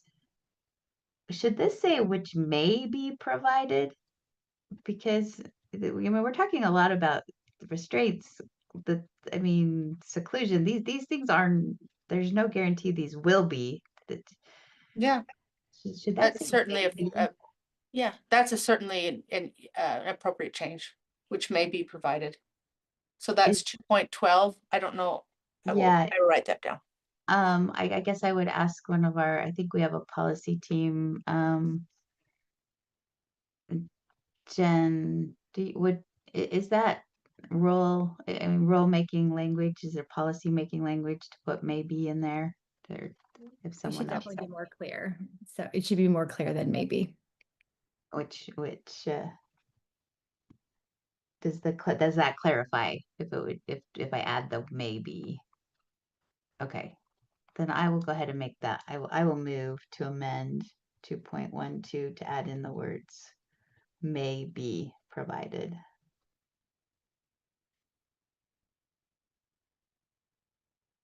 And Chair Wood, you're proposing that right after the word support, Yes, interventions or supports that may which, be provided. which may be, Which, which may be provided.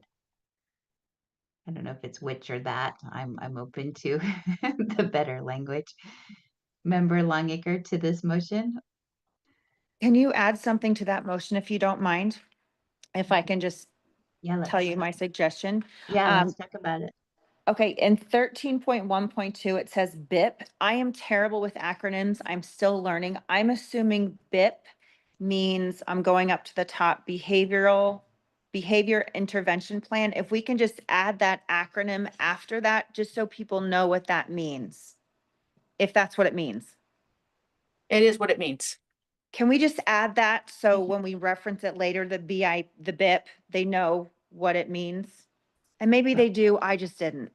Is this in, this isn't in 2.12, so It's 2.3. 2.3. Oh, as their, we just need to add the parentheses BIP behind behavior intervention plan, right?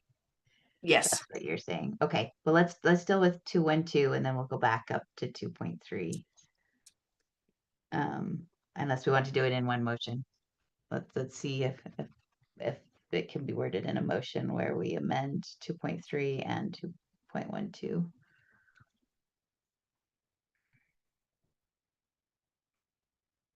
Someone want to put the motions?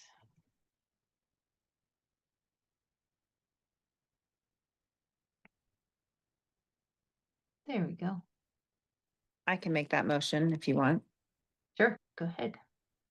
I would like to make the motion to amend 2.12 and add the words which may be after the word supports and add the acronym parentheses BIP after the words behavior intervention plan in 2.3. Thank you. Any I discussion? have a question. Yes, go Do you ahead. need to include in the motion 2.7, the misspelling of de-escalation, or is that implied that we'll be fine fixing that spelling error? I figured we'll kind of do a one motion at the end to incorporate any, there's been a recommendation for some renumbering for some clarification that I think would be better off just to let the policy team align it better. So we'll, when we make the full motion to approve the policy with any, I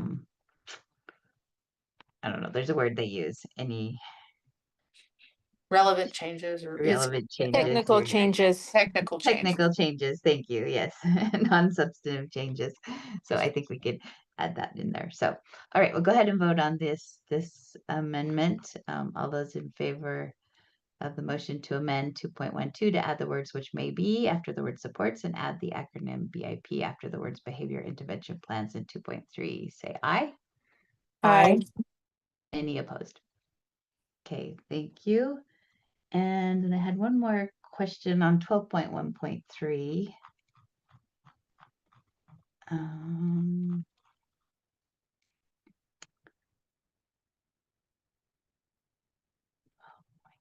Oh, at least one parent or guardian of a student enrolled in USDB and appointed by the USDB.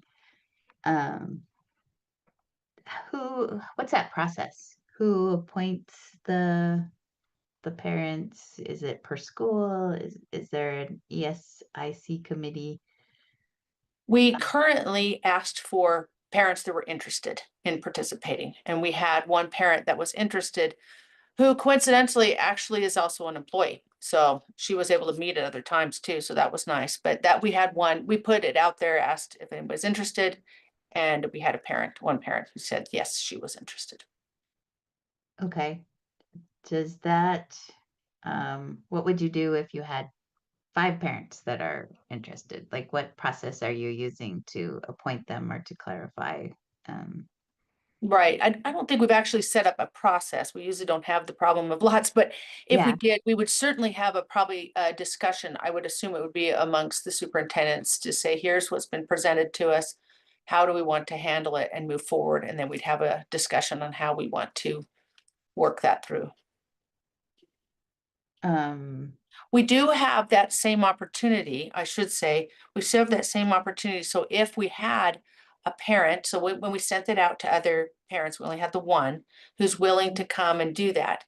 However, there's still an open availability. If there's a parents that want to be a part of a discussion for example, this parent happens to be at JMS for EDS and KBS. Now, we had no parents that stepped up and said they wanted to, but they could also do that, because what this committee is discussing the specific restraint of a child.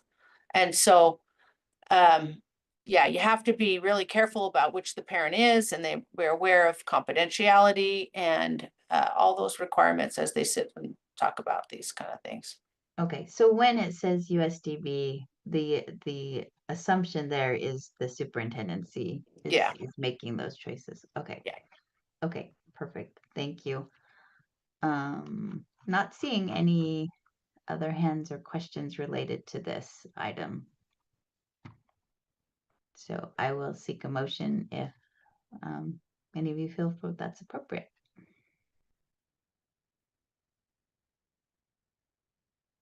And please add in with any necessary technical changes. I can make it. Go ahead, Cindy. Thank you. Member Davis. I move that the committee approve the Emergency Safety Interventions Policy Draft 1 as amended on first reading and forward to the board for approval on second and final reading. Do you want to as amended and with any necessary non-technical changes? Including any non-substantive technical changes. Thank you. That just gives Deputy Newey the ability to fix some of the numbering and spelling. All right. Any further discussion to this? Okay, seeing none. We have the motion that the committee approve the Emergency Safety Interventions Policy Draft 1 as amended and with any necessary non-substantive technical changes on first reading and forward to the board for approval on second and final reading. All in favor, say aye. Aye. Any opposed? Okay, that motion passes unanimously. Now we will go to 1.7, Student Conduct and Discipline Policy. And Chair, if it's okay, I'd like to make just a comment, and then again, Dr. Tanner's done the bulk of the work on this. Absolutely. I want to acknowledge that yesterday, as I was preparing for today's meeting, I noticed a formatting problem on an area that I expected to see a chart, and we didn't have that. So I uploaded a new copy of this policy, still labeled Draft 1, since it hadn't been discussed by the board. In that process, we identified that section 3-8 or 3.8 was duplicative language to 9.8.2. So you'll see in the version that I've uploaded today that recommending to strike 3.8 language for that out of the student conduct and discipline. But some board members, some of you, maybe all of you had downloaded a copy and reviewed it previously. I just wanted to acknowledge that I had behaved in a way that was outside of the order of things based on my desire to try to get the chart straightened out. And appreciate your patience with that. Great, thank you. Do we have any discussion to this item? Do you want me to present the policy, or just do you want to discuss? Yeah. Yeah. No, go ahead. Sorry. Okay. So we've had a student conduct and discipline policy for many, many, many years, but it needed updating. So that is what you're seeing here. Now, I want to highlight some things that I know that was irrelevant in the discussion during the board meeting we just had recently about links and things of that nature. So this policy is very comprehensive. It is an overarching policy. But there are specific things that have warranted under student conduct, specific policies, such as the ESI policy. There's also a bullying policy that is required. There are a number of those listed in here and embedded in here as links. So I know that was a discussion. I just want to acknowledge that, because otherwise this policy becomes very, very, very expansive. And so anyway, as we go through that, I thought I wanted to make sure and acknowledge that right at the beginning so that you knew. Anything in the red, obviously, we changed an FBA, we explained that definition better, and so that moved forward. If I go down to 3.8, we remove that simply because there it's already discussed in 9.8-7, I think is what it was, if I'm remembering correctly. But you'll even see, okay, so here's on 310, we've got reference to the bullying policy, which is required that we have a bullying policy. We also have the USDB suicide prevention policy, also a required policy. We have referenced LRBI guidelines, which obviously when we're talking about student conduct and discipline is an overarching factor in making sure we're addressing.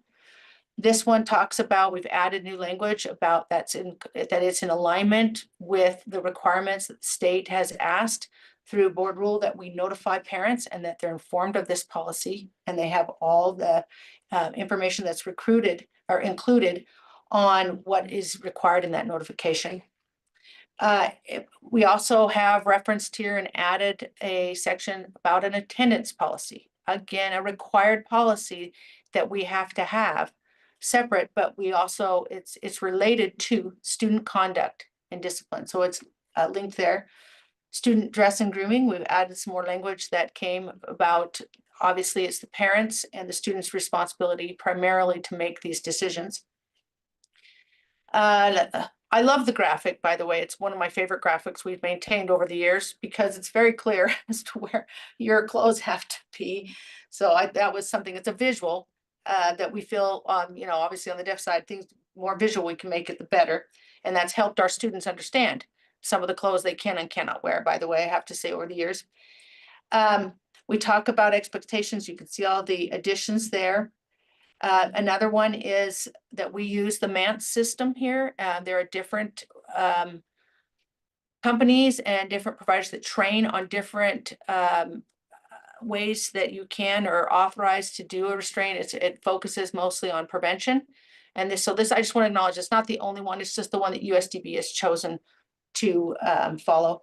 We have also another link to personal learning, emergency safety intervention policy.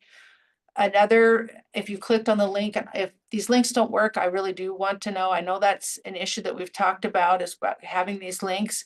But in this one policy, it seems appropriate that they would link because there's so many facets to student conduct and discipline.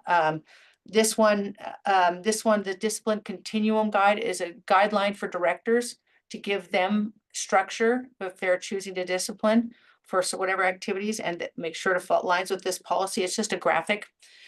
Talks about the one change I felt that I noticed, and this is a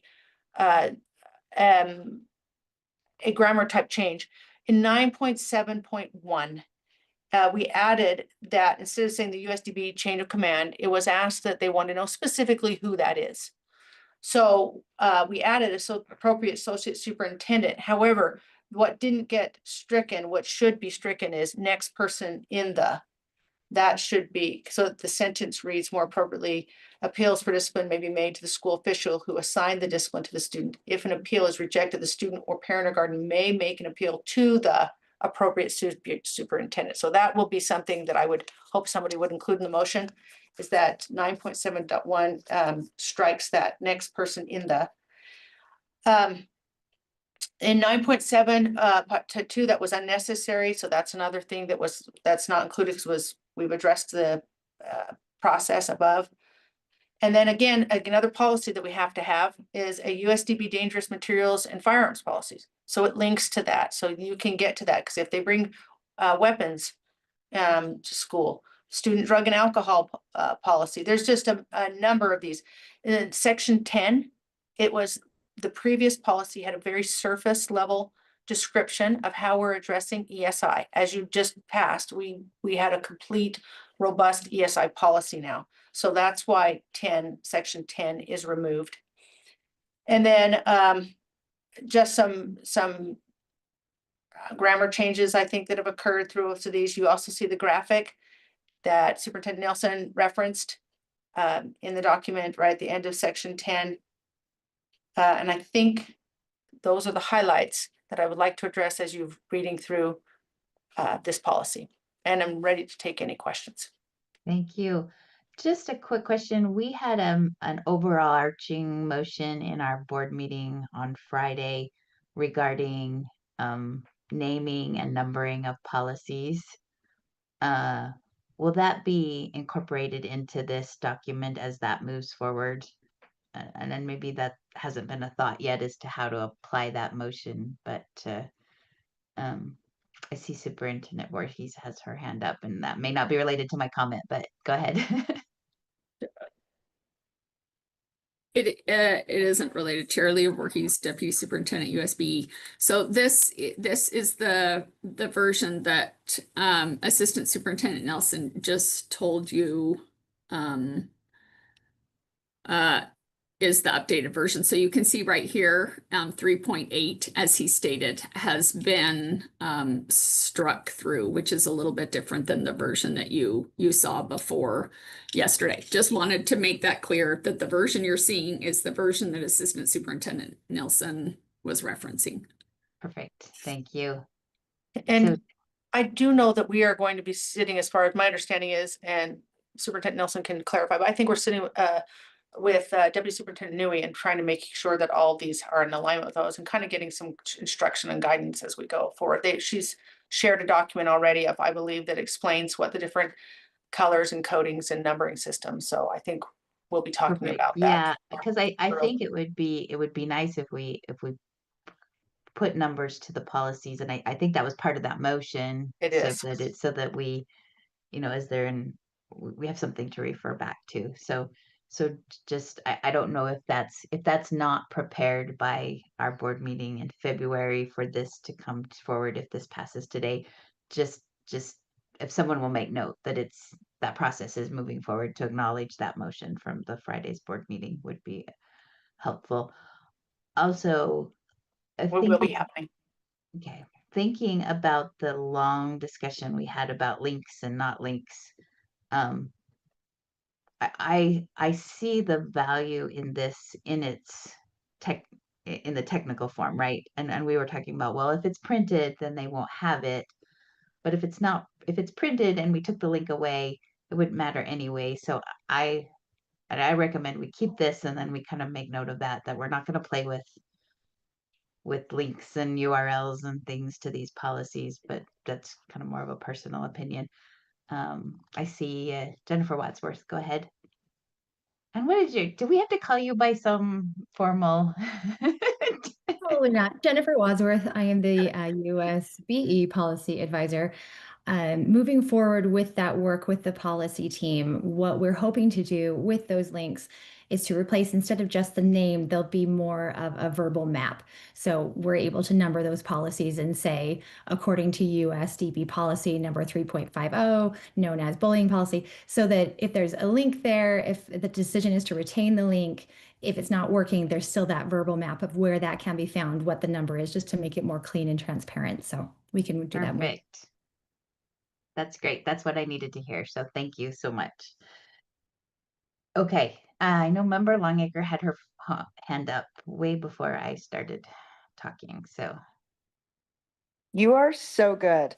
I do have a question. I just want to point out in 8.5 administrative supervision of classroom environment, we just went to a conference this weekend and we were talking about teacher burnout and the fact that teachers just feel like there are so many regulations and rules and everything that they have to follow. Is this too much? Have teachers read over this policy? Have they given their 2 cents? And I'm just looking at 8.5.1.4, the ratio of positive to negative interactions refers to the number of positive interactions between students and school staff. Anyway, it says you need to have 4 positives to every 1 negative. How does the teacher possibly teach if they can't correct something without having 3 positive is it too much? So this is a recommended practice. It's good teaching that you do 4 positives to 1. There'll even be some research that actually increases that ratio from 6 to 1. And so it's just an acknowledgement to the teachers. You need to be more positive than you are negative. Often when we've done training on this, I've explained to them, it's like a bank, right? You can't withdraw from your bank if you haven't made deposits. So you need to deposit into the bank of the child's self-esteem by being very positive with the child. There's research that says what that should be, and that's kind of why it's in the policy. There's no one getting disciplined that if like they didn't hit a ratio or anything like that. It's just good practice to make sure that you're very positive with the students, so that when you do have to make that correction, that they will accept that correction better, because you've made a bank or an investment into the student by acknowledging who you are. So it's just good practice. Thank you. Any follow-up, Member Longacre? No, thank you. So I did have that question, and I actually addressed it to Deputy Superintendent Policy Elise Newey regarding there's a lot of research in this, and it's amazing information. Like, yes, the best practice and all that. Is that normal to policy? Because technically we're saying this policy, you have to accept this policy. Policy is similar to law in what we're expecting. And if we're putting a lot of research-based best practices, and we're saying you will do best practices, but there's no teeth to it at the end. I don't know if anyone can speak to that, but I do have some concerns with a lot of the language in here that's really just research-based. Here's the way we'd like to have it happen. And so I can tell you, we use this document to train our staff so that they also understand these things. So we use this as a way of reference to say, so they understand trade, whether that's appropriate completely. This is the place for it to be for policy or not. I think would Jennifer Wadsworth could probably address that better than I could. But I do have to say, for our purposes at the school, it's very helpful to be able to have this as best practices for them, as we say what we value here at USDB. We want you to be more positive with the students. We want to create that ratio, but whether that has to be in this policy or not is a discussion else. So Jennifer, do you have any comments to that regarding best practice versus policy versus rule law? I do. Yeah. Jennifer Wadsworth, USBE Policy Advisor. Don't know if I need to say that every time. What I would suggest doing is creating a supporting document that we could incorporate by reference into this policy, so that the policy is more focused specifically on the legal language, the legal expectations, and then the supporting document is there to be used as reference for training and other purposes. Would we need that where we have the LRBI? Because that's a lot of what that already does, but maybe this is different enough. I'm not going to go through and change and pull out at this time. It's just something I'd like us to think about as we move forward. Where is and I don't know, maybe Member Davis, with your experience, you might have some comments to that of best practice in terms of policy versus recommended behaviors. I know we do have a couple of changes that need to be made in terms of striking the next person in. So any comments to that from anyone, or I will move on. I would only just add that if it's going to be in policy and it's optional, that should be indicated that it's not something that's going to be held to a policy standard. Okay. I mean, like the reality is we have them both. We typically will do like a training manual and then incorporate it by reference, similar to what Jennifer was saying, Director Wadsworth, Policy Advisor specialist at Wadsworth. Okay. So it may be something we want to work on as we move forward. Just acknowledging Member Longacre's concern about, here's this policy, you will do this. So do I have anyone who's willing to make the motion on striking the next person?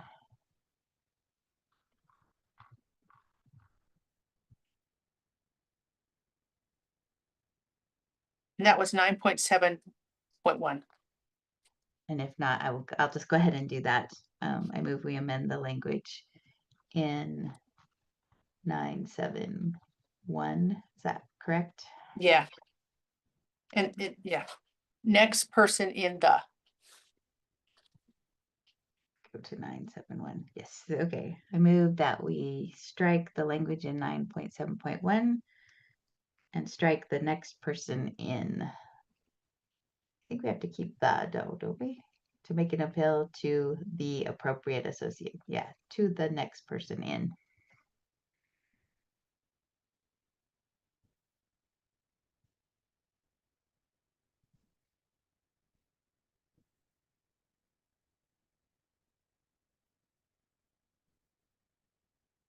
Not the two. Not the two. Make an appeal to To- the next person in. There's two thes there, but Yeah. All right. Sorry, I can't see and type. So what does what does this need to say? it looks right. Yep, that's great. Okay. Thank you. So all those in favor of this motion say aye. Aye. Aye. Aye. Any opposed? Aye. Hey, I got my microphone to work. Oh, yay. I've been worried about you. I'm like, I hope there's not things she wanted to say. Oh, So, sorry. all right. No problem. Okay, that motion passes unanimously. I had a question about 3.5.2.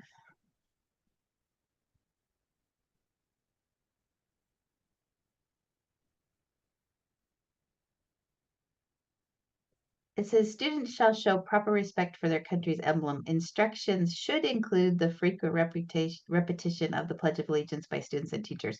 We actually have state law that the pledge is required, 53G-10-3043A. So this frequent repetition, I think we need to put in there that the pledge is required daily, just as a reminder. I agree. And with the code reference. Yes, so I would move to strike instructions should include the frequent repetition of the Pledge of Allegiance by students and teachers, and to replace it with, well, let's go with the language there. Does it, and I also wonder about 0.5.1, does it need to say so much? It feels repetitive to me. I think all it should say is participation in the Pledge of Allegiance is voluntary and not compulsory. But we show respect. I don't think it needs 2 sentences to say the same thing. Where is that? That is in 3.5.1. So as we're looking at that patriotism section, I wonder if we could amend both at the same time, or do we need to do it separately? Maybe easier if you just to do it separately. Okay. Unless we can be.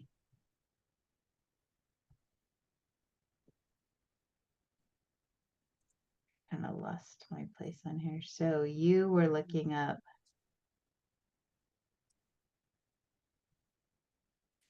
Oh, so you want to get rid of the, it is acceptable for an individual to choose not to participate in the Pledge of Allegiance for religious or other reasons. Yeah, I mean, I think we state the code that it's mandated in law, that it's recited every day. And people don't have to participate, but it is our country's pledge, right? So that just Yeah, feels. so maybe it's a merge of it. Maybe it is a complete overhaul of that whole set. Just even making it. Yeah, a that needs to single- just be streamlined. So it's Okay. stated in the positive, asserting the law. Here's what we do. We're patriotic, but we have respect for individuals. And, you know, we honor Okay. So the let's law. look at, so yeah, I could see how we could do this So all in maybe one. Jennifer Wadsworth might have a suggestion for how we could word that in a much better way. I think you did a wonderful job, Member Benton. Okay. So let's do the I code. apologize. What was the other section that you originally referenced, Chair Wood? Just 3.5.2, where it says instruction okay. should include the frequent Right below it. repetition. I think so under patriotism and respect for the flag, I think right off initially we need to reference the code that requires it. So like USDB will comply with all provisions in UCA 50, whatever the number is, in reference to. Well, I don't know that you have to do all the will comply or whatever. It's basically that this is the law, right? They have Yeah. to. So I'm just trying to get to 10. I'm trying to 10.304. Okay, instruction on the flag. Okay, the Pledge of Allegiance shall be recited at once at the beginning of each day in each public school classroom in the state, led by a student in the classroom as assigned by the classroom teacher on a rotating basis. The student shall be excused from reciting the pledge upon written request from the student's parent. At least once a year, students shall be instructed. Oh, that's why it's in there, Member Britton, because it says they have to be instructed that it's voluntary and not compulsory, and that it is not only acceptable for someone to choose not to participate in the pledge for religious or other reasons, but students should show respect for any student who chooses not to participate. So that is required by law for them to know.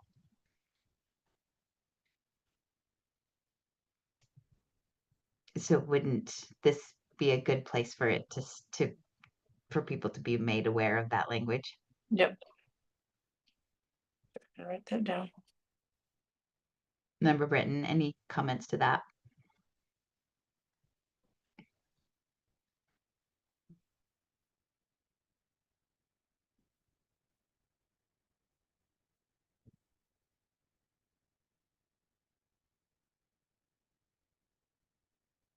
So I would say we start out with 3.5.1.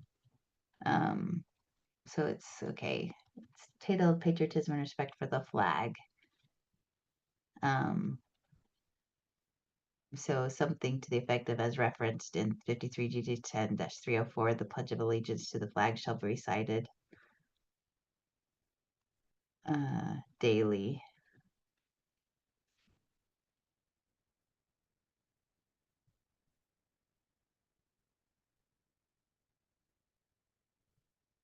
Okay, I think that first part, students shall be, that's the title of the section.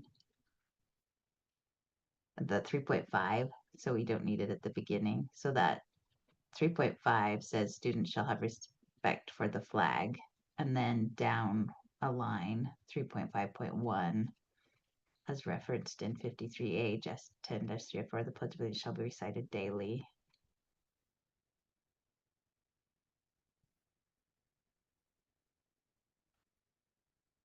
Hang on just a sec. I'm going to split my screen so I can see what the way it is right now.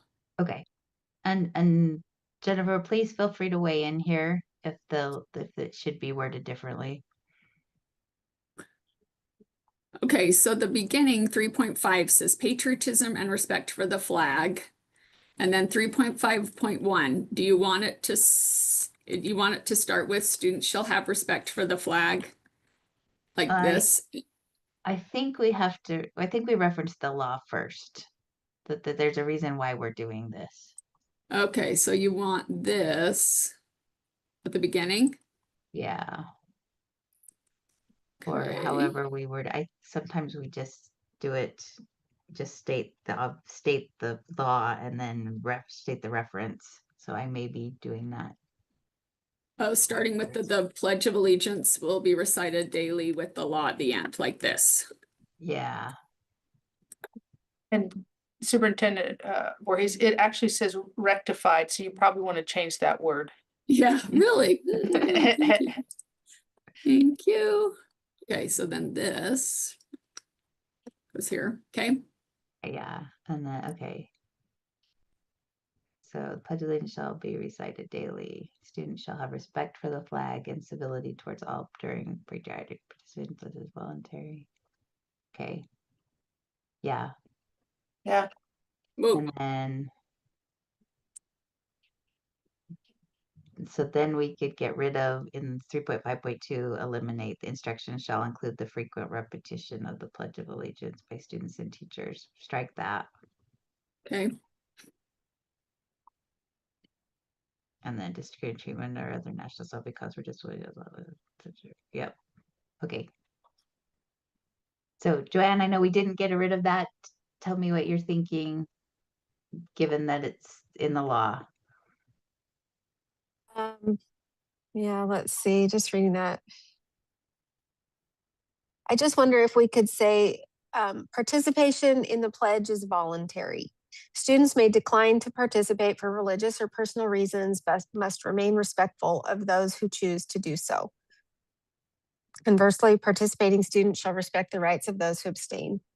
No, while daily recitation is encouraged, I don't know, I just wonder, I was just looking for a little crisper and more concise. Right. And so let's see. So I put in what's in the law. Okay, and that's fine. I will defer to your. No, just in the chat, if you look and see, I just put in there what was in the law. So. Okay.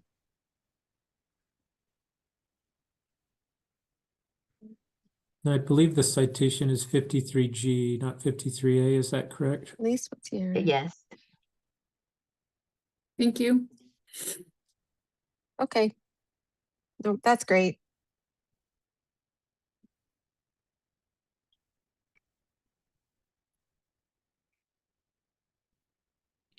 So I appreciate what you were trying to do until I saw the law. Yeah, no, like, that's fine. We should stick with the law.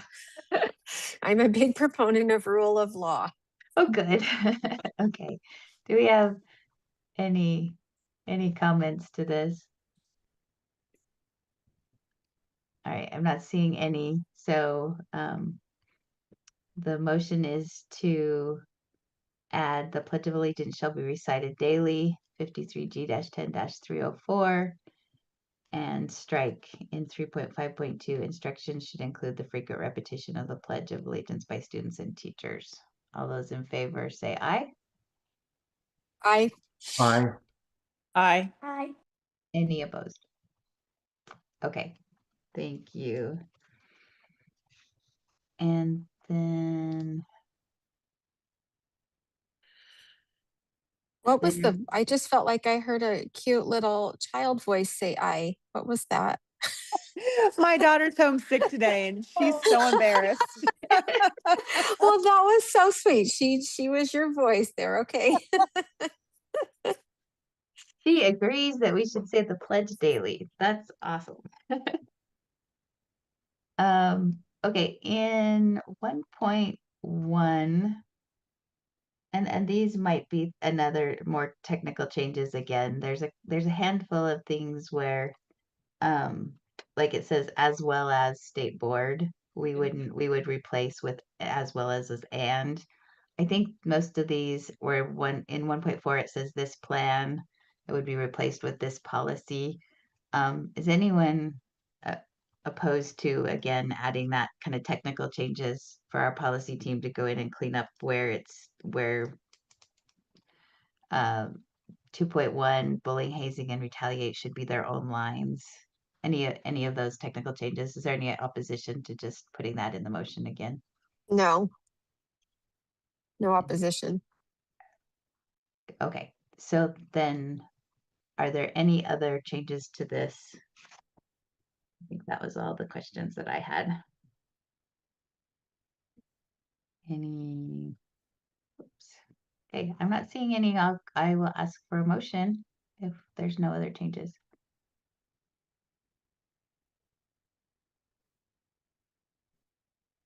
Okay. Do you want me to make the motion or is Randy? who- Sure, go ahead.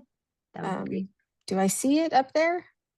Where Should be at the displays? top of that. Does someone want to move to the top? A little bit higher, Amy. There we go. In A red. little bit higher. I'm highlighted it in pink.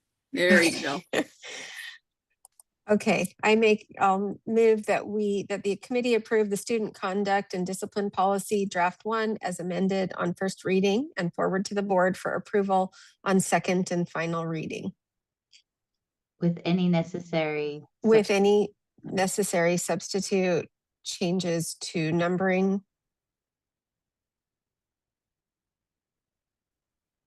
Is that the right way to say that? Yeah, just any non-substantive technical changes.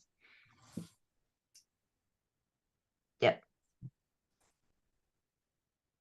All right, so the motion is that the committee approve the student conduct and discipline policy draft 1 is amended with any necessary non-substantive technical changes on first reading and forward to the board for approval on second and final reading. All those in favor say aye. Aye. Aye. And is member, I'm an aye. Is member Davis, I know she said she may have to Did she leave to have to another hop meeting. off? I didn't, Yeah, I'm not seeing her anymore, so that's and I unanimous. didn't hear member Longacre. Did she? think Yes, I said aye. Yeah, I Okay, did hear that. sorry. It was just member Davis, so Okay. member Davis absent. Okay, thank you, everyone. Let's go Thank to you. 1.8, swimming therapy and Right. full use. Yeah, thank you. And I just want to, for the committee's sake, I recognize we're with 10 minutes of the ending time. These 3 policies that remain on the agenda, none of which are time sensitive. And so just for your awareness, the swimming or therapy pool use policy is just come before you today as part of our review of policies that have not been viewed for a long time. I want to acknowledge our Director of Operations, Dwight Overgard, who is with us today and can speak to this if necessary, as his staff is the group that recommended the language changes. You'll see the policy is remaining the same except for taking out the maintenance and cleaning of the therapy pool area. That's not because we don't clean the therapy pool area, but that's in a procedural and job responsibilities area of our agency, and we felt like it maybe didn't fit into the policy section. But I'll go ahead and stop my discussion at this time and turn over to you, Sherwood. Right. Are there any questions to this? There were, no changes other than what was relayed there. I'm not seeing any questions. Does anyone want to move forward with action if there's no? No, I would move that we pass this. Okay. As So amended. the Can motion I see is the motion? to- Let's see. I'll make the motion that the committee approve the swimming therapy pool use policy draft 1 on first and final read or first reading and forward to the board for second and final reading. Okay, we have a motion to approve the swimming therapy pool use policy draft 1 on first reading and forward to the board for approval on second and final reading. All those in favor say aye. Aye. Aye. Any opposed? Okay, that one passes unanimously with member Davis absent. 1.9, bed bug prevention and response policy. Hi. Again, hopefully this one's quick. We did not have a bed bug policy. We have not had one. And what happened was a student showed up with a bed bug. And so we went looking for a policy and we didn't have it. So this policy, again, we went with staff. We talked about staff. We took it up to making sure it aligned with, you can see the 2 codes, the Utah Administrative Code R392-200, which says we have to have a policy for that. And then also the Utah Department of Agriculture also insist on that. So this is the new policy. I will take any questions. It's in alignment with those 2 rules. And again, I can't remember who the staff, we've been working with so many staff members at the Board of Ed. I really appreciate their help and assistance in looking and reviewing these policies from their expertise. I just want to put that on the record. Thank you. We also asked them to look at it. And I just don't remember who that was. Thank you. This is when I knew we had truly reached local board status. When I was reading this, I'm like, really? We have to do a bed bug policy? So that I went to my local district where my children have attended. And yes, they have a bed bug policy. So we have finally reached that point where we have matured into a fully actionable local board. So any questions or comments or actions on this item?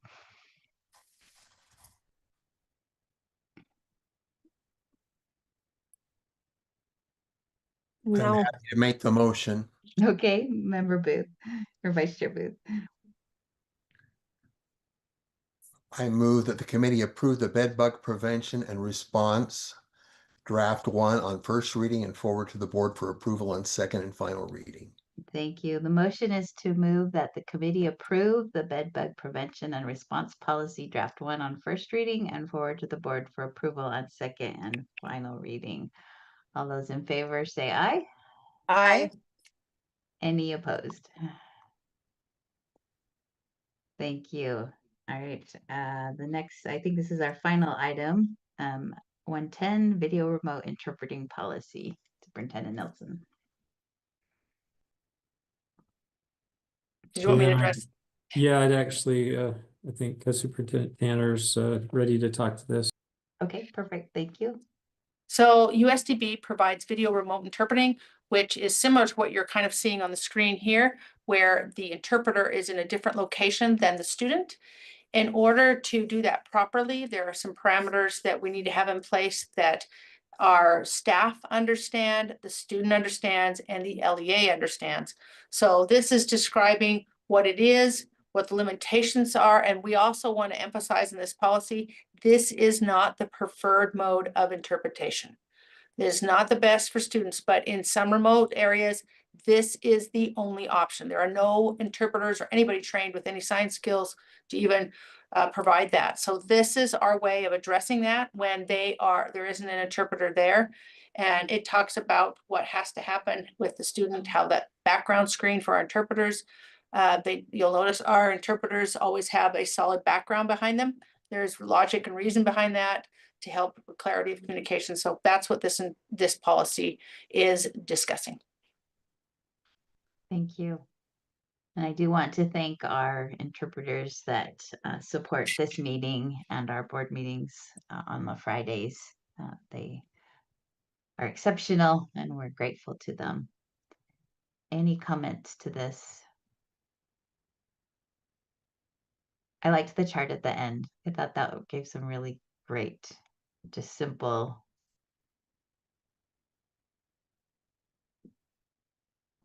direction.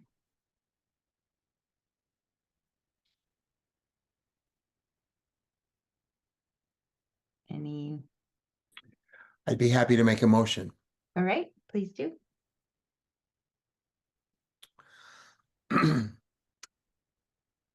I move that the committee approve the USDB video remote interpreting policy draft 1 on first reading and forward to the board for approval on second and final reading. Okay, the motion is the committee approve the USDB video remote interpreting policy draft 1 on first reading and forward to the board for approval on second and final reading. All those in favor say aye. Aye. I, Any opposed? Okay, that motion passes unanimously with Member Davis absent. Thank you. All right, Superintendent Nelson, any concluding remarks? We have no reason to go into executive session today that I'm aware of. Yeah, no, I just expressed my appreciation both to those staff members from USDB who were with us today and who have been working on policies, as well as particularly I'd like to thank Superintendent Tanner and Patton for their hard work and diligence that they do. As they gave their introduction or a brief overview of the work that's going on underneath each of their schools. That's just a small touch of what's happening, and they work very hard as well as the other employees, and I'm grateful for that. Thank you. And I believe, Dr. Tanner, I believe you sent out that FAQ to us all. or if not, will you make sure that members of the board get that? I think you did, but I'm just confirming. I embedded it in my USD newsletter, so it wasn't as direct and overt. So I will happily send it just directly so that you will all have Okay, the actual. okay. I knew I had seen it and I can remember where, so thank you for that. All right, I will take one final motion. I move to adjourn. Hey, there's a motion to adjourn. I think I saw Member Longacre turn her light on. Is that a second? Second. Okay, all in favor say aye. Aye. Any opposed? Okay, that motion stands. Thank you so much for your work and have a good week. Thank you, everyone. Thank you. Yeah, bye-bye. Bye-bye.